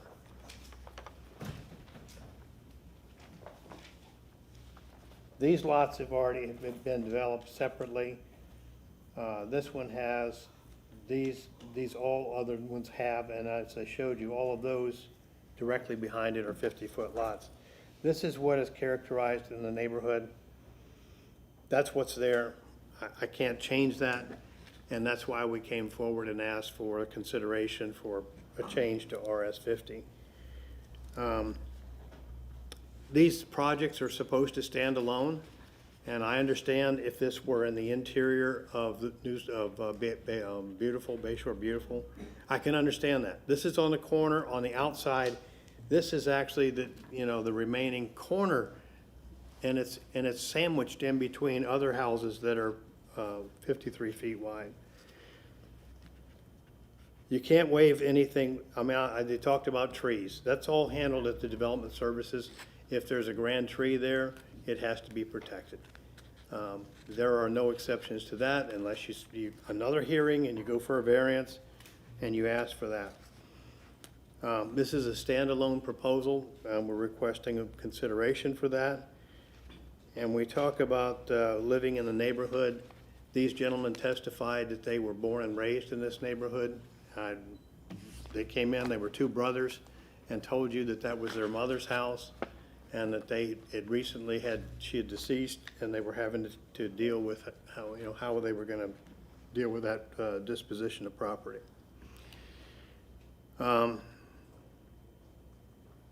This is not a spot zoning. It recognizes an existing development pattern. The pattern is already there. This is a corner.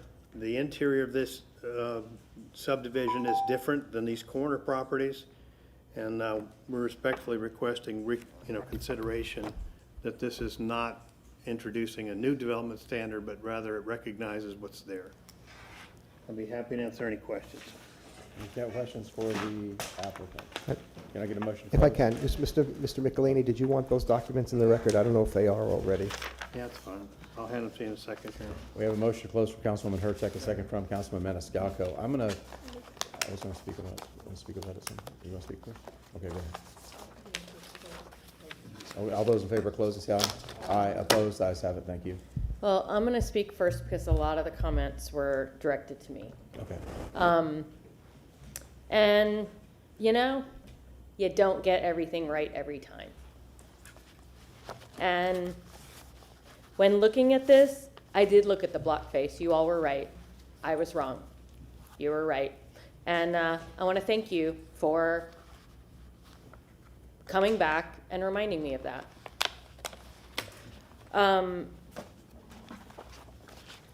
I mean, that's really all I can say is I didn't follow the rules, and I should have followed the rules, and that's on me. So, I mean, yeah. Well, I wasn't here on the first one. I can tell you that at that Garden Club meeting, I was the one that coined the phrase "South Tampa's full." I believed it then. I believe it now. You know, there are certain exceptions that, you know, because of the way some property is developed, that we kind of pushes us in a position. But this is not one of those. This is a really established, wonderful neighborhood in South Tampa that the neighbors deserve quality, consistency, and predictability. The eclectic development of that neighborhood is what makes this neighborhood so cherished and so wonderful. You know, I support, and I think my fellow council folks do here, we understand the city of Tampa is growing. We support density where density belongs. South Tampa, as was pointed out, has absorbed way more than their share of density. So that we don't need to encourage that there. We're trying to put stuff in transportation corridors and areas, so this is just not one of those things. You know what, if we keep dividing, where are the trees gonna go? We build minimum sized lots. We are absolutely excluding the opportunity to ever reestablish any type of grand trees in South Tampa. So where we can preserve that, we should preserve that, the ability to be able to plant. I mean, we're struggling to find places to plant trees in the city of Tampa. And when we have established neighborhoods with these type of eclectic lot sizes, obviously there's lots in that neighborhood that probably we can't put one in because of the older established small houses. But in these larger lots, it's a beautiful place, and it adds to the quality of life for everybody, including the future person that's going to live on this redeveloped lot in an appropriately redeveloped home.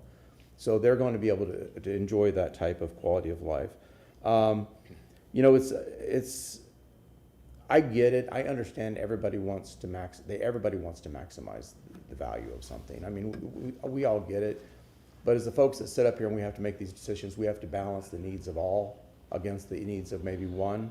Sometimes that goes one way, sometimes that goes the other. This is just not one of those. I mean, this is a no-brainer for me. This is a hard no. This is preserving one of our cherished neighborhoods and the quality of life in the neighborhood. So that's it. Councilman Carlson. I agree with what my colleague said. The idea of South Tampa as full is partly from the overdevelopment of the area south of Gandy prior to the time we all got on council.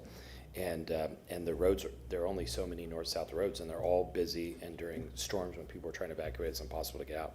I'm happy to make a motion if you all want. Councilwoman Young wanted to speak first. No, I just wanted to speak to Councilwoman Hurtek, that sometimes we don't always get it right, and we get, new and different information. So, we try our best. And I know it takes a lot to come out here and come to meetings, so thank you to the community for just coming out and giving us some information. And Councilman Carlson, this is your district. I'll defer you for the motion. Oh, Councilman. I just want to say that, when you look at the block, certainly it meets the requirements for a split lot. When you look at the whole area, it does not. That's all. Thank you. Councilman Carlson. I voted no last time. I'll just be consistent and vote no again. I'll make the motion. You all can add in if you think of something else, but just a move to deny number 96, file number REZ 26-09, and cite section 27-11, which talks about this 20-foot radius, and looking at the percentages, and based on the feedback, the majority of the houses in the area are different than this. And then land use policy 9.3.8, which says the city shall assess the potential positive and negative impacts of residential development projects on the physical development pattern and the character of the surrounding area. And the evidence was presented that this is different. Land use policy 9.5.1, where it says that we need to protect low density single family areas. meaning every area can't be large multifamily or denser.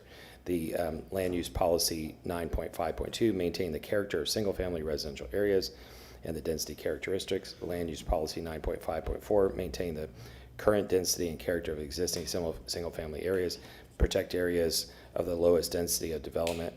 Land use policy 13.2.6 talks about maintaining the desired character of the neighborhood. Land use objective 1.2 talks about the natural environment and the sense of community identity, which Chair Clendenin was just referring to. Land use policy 1.2.10, ensure that redevelopment design in neighborhoods enhances the distinctive natural, historic, and cultural characteristics, which the evidence presented is the opposite on this. Land use policy 1.2.16, promote physical environments of the highest quality, which emphasize the special identity of each of the city's neighborhoods. And then land use policies 18.14.10 and land use policy 18.14.2 talk about conserving physical attributes that contribute to a neighborhood's desired character. Also, just a notation that there's no hardship, economic hardship here. The pattern of the neighborhood is replacing houses like this with more expensive houses, and while still maintaining the single-family neighborhood as I was presented before. Anybody want to add something else? I think you hit it all. That was one of the best ones I've heard. We have a motion to deny from Councilman Carlson, a second from Councilwoman Hurtek. So remember, a yes means no. So just. And do roll call. Okay. Oh, so it's not loaded yet. Roll call, please. Vieira. Yes. Carlson. Yes. Miranda. Yes. Maniscalco. Yes.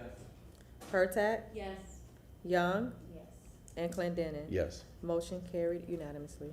Thank you. Thank you for your consideration. Thank you, Steve. Mr. Chair, may I? Mr. Vieira. If I may, yes, sir. Councilman Vieira. Before, I know we have two more items. After those, if I may, it's my intern Greg's last day. May I have him come after Yeah, that? 100%. Take 4 minutes. Thank you, Let sir. me ask you all this. I mean, I know people are waiting. Do you want to do the next two? And then, okay, very good.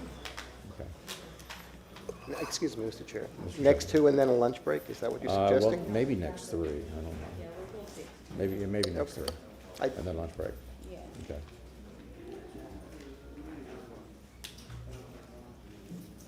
Yeah, yes, yeah, exactly. Okay, 97? Again, for the record, Christopher DeMonch, Development Coordination. Item number 97 is REZ 2627. This is a rezoning request for property located at 3106 North Massachusetts Avenue, 1/2. Request is a rezone from RS 50 to RM 18. This is a Euclidean rezoning, so there's no site plan or elevations associated with the request, and I'm available for any questions. Council have any questions? Hearing none. Applicant? Good morning, Council. Matt Sink. I'm petitioner and rep. Just respectfully ask for the approval of the rezoning. Any questions? Hearing none. Is any public wishing to speak to item number 97? Can I get a motion to close? Motion to close, Councilman Maniscalco, second Councilman Miranda. All those in favor say aye. Aye. Opposed? Ayes have it. Where do we leave off? Councilman Maniscalco, were you next? I did, I read. Yeah, I read 95. Yeah.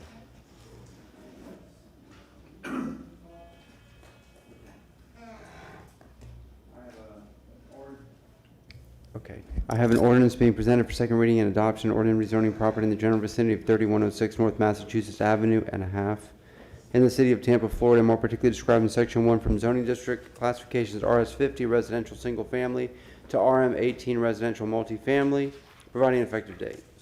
We have a motion from Councilman Maniscalco, second from Councilman Miranda. Please record your vote. Motion carried unanimously. Thank you. Number 98.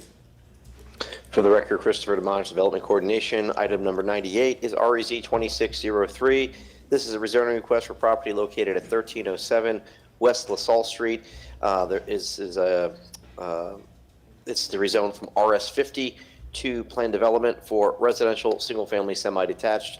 Revisions are complete, and certified plans have been submitted to the clerk's office, and I'm available for any questions. Does council have any questions? Hearing none. Applicant? Good afternoon, Council. James Lascara. We're pleased with the finding of consistency from staff and appreciate the initial approval at first hearing. I'm available for any questions. Thank you. Does council have any questions? No, No, okay. No. Is there anybody in the public who wishes to speak to item number 98? Motion to close from Councilman Second. Vieira, second from Councilman Maniscalco. All those in favor say aye. Aye. Aye, opposed, ayes have it. Councilman Miranda.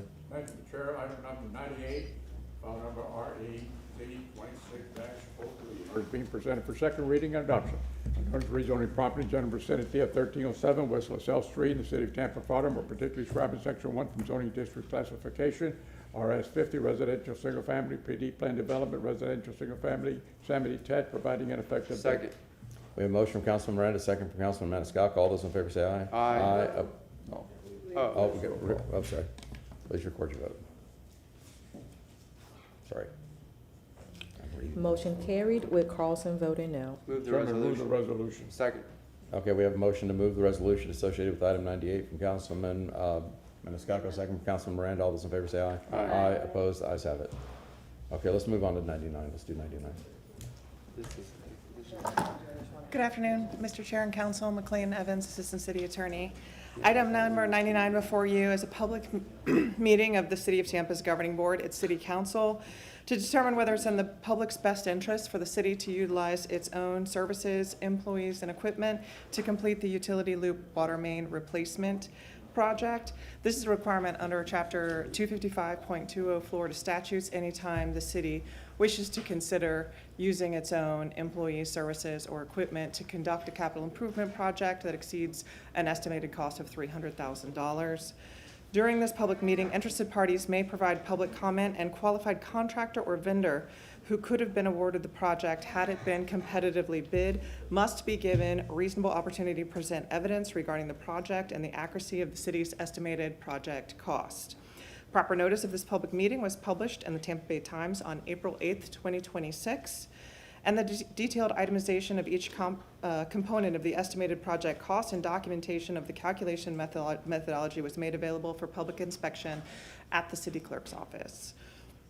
And deciding whether or not it is in the public's interest for the city of Tampa to perform the utility loop water main replacement project using its own services, employees, and equipment, City Council must consider the estimated cost of the project full accounting for all costs associated with performing and completing the work, including the itemizations required by statute, such as employee compensation and benefits, equipment cost and maintenance, insurance costs, the cost of direct materials to be used in the construction of the project, including materials purchased by the city, other direct costs, plus a factor of 20% for management, overhead, and other indirect costs. The Water Department's estimated cost for this project is $2,632,442. Again, since I messed that up so many times, $2,632,442. Numbers are hard. Yeah, that includes, that's why you go to law school and not medical school or other science. So all of those factors that I listed according to statute are included in that number I gave you.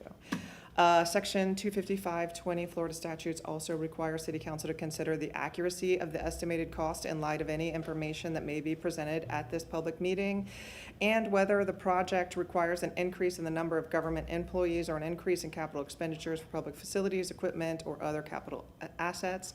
As of the time of this meeting, no written comments have been received from the public. If, after hearing public comment, providing qualified contractors and vendors an opportunity to present evidence, and considering the factors I just listed, if City Council determines it is in the public's best interest for the city to utilize its own services, employees, and equipment to complete the utility loop water main replacement project, City Council may adopt the resolution memorializing this determination associated with this file number. I'm available for comments. Additionally, Brad Baer, Deputy Administrator of Infrastructure, is here in chambers, and Director of Water, Rory Jones, is available by panelist line. We see him with that dashing beard. Does anybody have any questions for staff? I have one. Councilman Carlson. Is there anything in the statute or in the city that determines what the cost would be of city staff if we outsourced it? So the water department would most likely have to supervise the outsourced staff, and then contract administration would have to observe it. Is there a standard percentage we use of the cost of city staff and contract administration on top of of an outsource agreement? I'm going to defer to technical staff for that. Brad Baird, Deputy Administrator of Infrastructure. Yes, we have done that analysis, Councilman. We've taken the average of our contracts that were competitively bid, and the price that Ms. Evans just told you is 40% of those costs. So we're saving 60% on those contracts. You mean the cost of staff and contract administration supervising? Yeah, supervising an outside contract would be. And the second question is there any opportunity cost of whatever these staff would have been doing otherwise? Presumably they have day jobs. What are they not doing that they would be doing? Yeah, do we have to pay extra for that? These were staffs added specifically for construction projects 2 years ago, I believe, in the 2023 budget. And they have consistently showed those kinds of savings that I quoted. So they're specifically to do construction work. They weren't doing other work. So they were hired for this purpose. Any other questions? Okay, is that it? Okay. Sounds like Roy, did you want to say something? No, I was going to weigh in on that. Really, by self-performing in-house, we don't need contract admin to inspect it. So it frees up resources elsewhere. So those contractor costs don't include the additional resources that we would have to dedicate to inspection for that. So it's a win-win for us. Very good. Okay. If I may, can I ask the young lady from the legal department to come back and state your name for the record? McLean Evans, Assistant City Attorney. The reason I ask that is that this young lady is departing us in a very short period of time, and I just want to recognize her as doing an outstanding job keeping Mr. Jones, Mr. Baird, and Mr. Miranda in order on all other issues in the city. So I want to say thank you so much for doing this, and I know where you're going. You're getting a much better opportunity to be something much higher than you are today, and you deserve it very much. Somebody lock the doors. Yeah. Thank you. Thank you so much, Councilman Miranda and all of council. It has been my honor and pleasure to serve the city, and I really will miss it. It's been wonderful, and I will continue to live here as a citizen and be active and involved, and I appreciate all the opportunities y'all have gotten, that I've gotten here, and you'll still have the benefit of my services until June 1, so thank you. Can I get a motion to move the resolution? Anybody in the public wish to speak to this item? Hearing none, can I get a motion? Motion to close from Councilman Maniscalco, second from Councilman Bureau. All those in favor say aye. Aye. Opposed? Ayes have it. We have a motion from Councilman Miranda to move the resolution, a second from Councilman Maniscalco. All those in favor say aye. Aye. Aye. Opposed? Ayes have it. I think we should move on and do item number 100 before lunch, and then we'll do our little ceremonial thing after 100. Yeah, because the next one's not to 1:30. Yeah.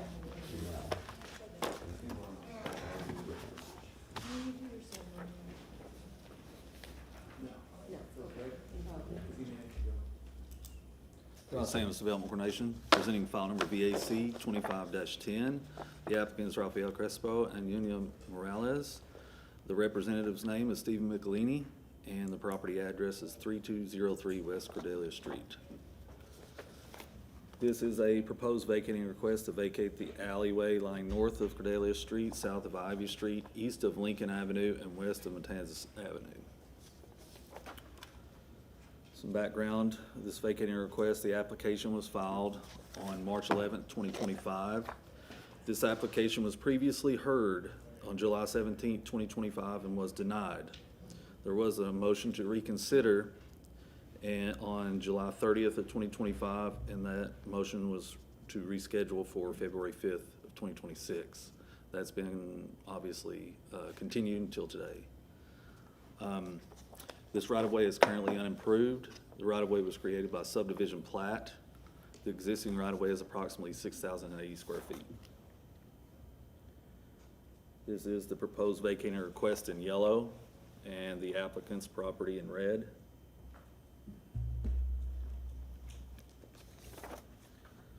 This is the plat of John H. Drew's first extension of the creation of the alley here, and dedication. This is the City of Tampa Atlas sheet showing Block 69 here is the applicant's request to vacate Block 69 alley. And to also show previously vacated alleys around the community here. If you notice, there's about 12 to 14 blocks, and out of those 12, there are 3 still open. So, excuse me, my 3 that are still open, the rest are closed? Still are considered public right-of-way. Let's 3 let of him those finish up, are. and then we'll do the questions after he finishes. And then- Correct.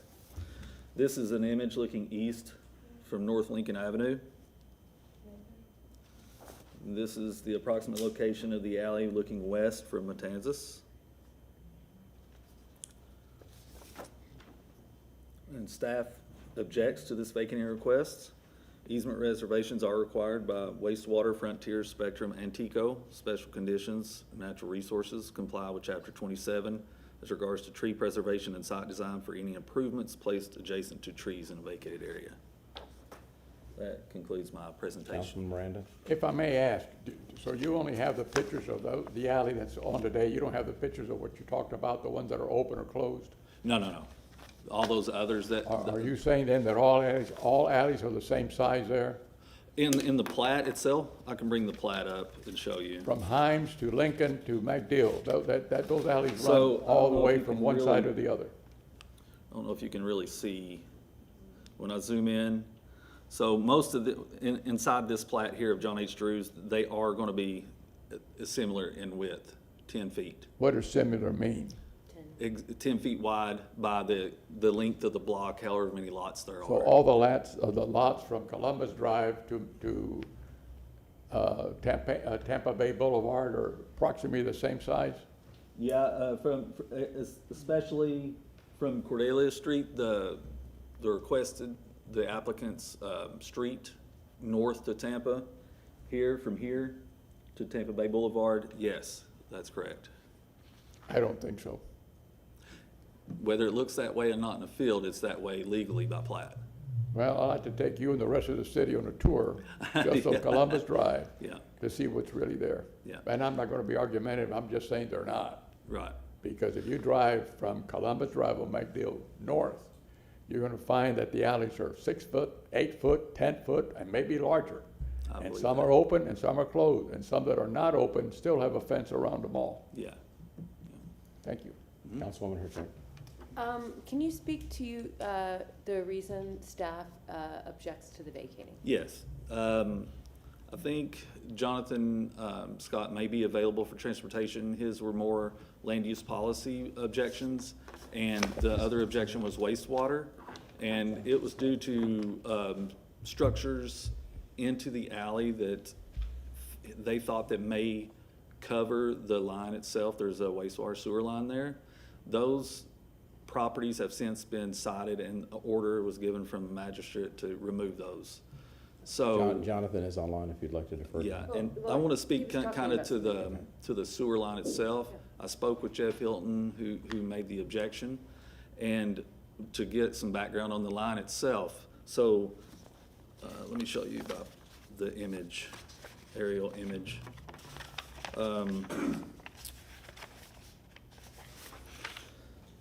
So there is currently a manhole in this location and one approximately here in the center of the block.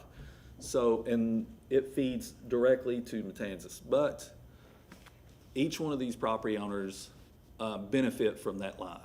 And we do have an easement reservation in place on the ordinance that would protect that line. And it has since been PVC lined, that sewer line itself, to make maintenance less maintenance in the future, if that makes sense. Okay, thank you. Uh-huh. Okay. Jonathan, did you have something you wanted to add? And have you been sworn in? I It doesn't have have- not it been might have sworn stopped. in. It doesn't have to be sworn in there, Mr. Shabbat. Did you have something you wanted to add? Yeah, our objection is just mainly to Start with your name. the reason that there wasn't really a public benefit, and they built stuff in it without permits, and we follow the comp plan, which encourages open alleys and greenways and et cetera. So that's the main objection we had on this one. Okay, can you state your name for the record, please? Jonathan Scott with Mobility. Thank you. Thank you. Applicant, would you like, Would like to speak to you? Yes. Steve Michelini, representing the applicants here. You should have, this is one of the applicants here, but Victor is there. He actually filed a petition. All of these folks are affected by the vacating and are here to support that the city vacate that out. These properties, there's 14 out of 19 properties have some kind of encroachment on the alley. Most of these houses were built in the 50s, and the lots are only 98 feet deep, and so that green space became backyards. It became a lot of different things. This is the petitioner's property here. There are fences. We've sat down with the right-of-way staff with Ross, and he's been very helpful in trying to figure out what the best thing to do would be. We discussed the possibility of filing an encroachment petition for each of them instead of vacating, and then we ran into some other issues that prevented us from doing that. This is the alley. This is where you see the white fences. That's also the alley. It's all fenced off. We have sheds and things that can be, that can be moved easily, but the easement will protect the city in terms of repairs that are necessary for the wastewater line. When the Transportation Department objected, they cited a number of things like accessibility for garages. It's only 10 feet wide. You couldn't use, and there are no garages back here. You couldn't use it anyway. This is another picture of the alley is right in here. We hired a surveyor who went out and prepared a list of encroachments, and there's the list. So they went from one end of the street to the other, and this is the east end. Looking west, it's blocked off. This is the west end, and it basically goes around that one power pole. So the codes indicate, and as Mr. Miranda pointed out, that they have to be usable and accessible. This never was. And if you're in the area, here's the map of all the different encroachments listed out. We've sent that to Ross and right away, and we looked at it. And we've exhausted all our administrative remedies, and we came up with the last possible remedy is to vacate. And then we still will have to go through the issue. There's code, I'm not sure why they did this, but the code enforcement office was asked to go out, and they cited all of these people. So I'm going to have 14 or 15 code cases that I'm going to have to straighten out if we are successful in getting the property vacated, the alley vacated. So we're respectfully requesting the council to vacate the alley so we can go on to step 2, 3, and 4, which is the code enforcement cases, the structures that were built over the years without permits. We have a laundry list of things we have to clean up. But these are all decent folks. This is not a wealthy neighborhood. They're all working class folks, and if you could just stand up, all of these folks are the ones that are going to be affected by this, and I'll have to meet with each one of them individually to straighten out the rest of us. I'll be happy to answer any questions. That was going to be my question, that I know they're still going to have to move things from that sewer line right of way. We're still going to have to fix that to the Okay. satisfaction of Okay. wastewater. Thank you, I appreciate that. That's my only question.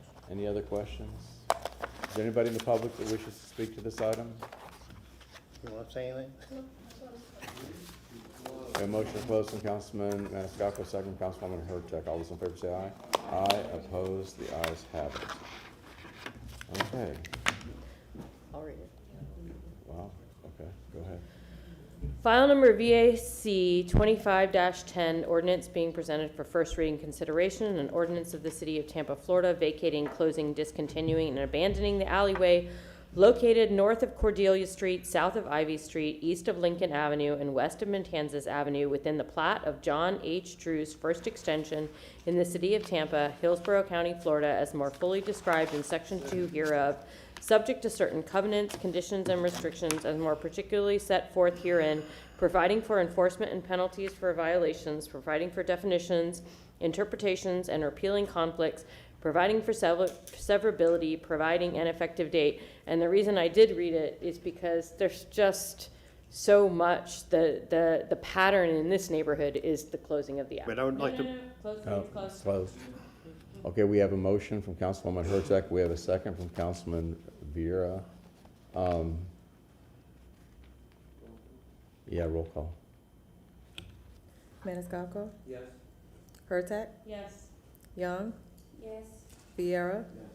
Carlson? Yes. Miranda? And Clendenin. Wow, this one pains me because I really don't want to. Because I think that West Tampa alleys are cherished, but hearing from my fellow councilpersons and the audience, I will say yes. Thank you. All right, motion carried unanimously. Second reading and adoption will be held on June 4th, 2026 at 10 o'clock a.m. in City Council Chambers, 315 East Kennedy Boulevard, 3rd floor, Tampa, Florida, 33602. thank you, Council. What I was going to say was there was a citywide program to vacate alleys like this that were underutilized starting in '87, and they were going systematically throughout the city. And they stopped that program when they ran out of money. We've got to fix the alley situation. We have to do an assessment. We have to figure out what we're going to do with the alleys. I mean, there's got to So be a anyway, I line. just want to let you know. Yeah, the city we need to have a strategic plan and understanding of what alleys are salvageable and what alleys aren't, and move forward on it. So there we go. Okay, so we've concluded Thank you. our regularly scheduled program up until lunch. Now we get special programming. I would like to recognize Councilman Louis Vieira. Thank you very much, Mr. Chairman. I'd like to ask for Greg to come up, if you would, sir. The podium? Yes, sir.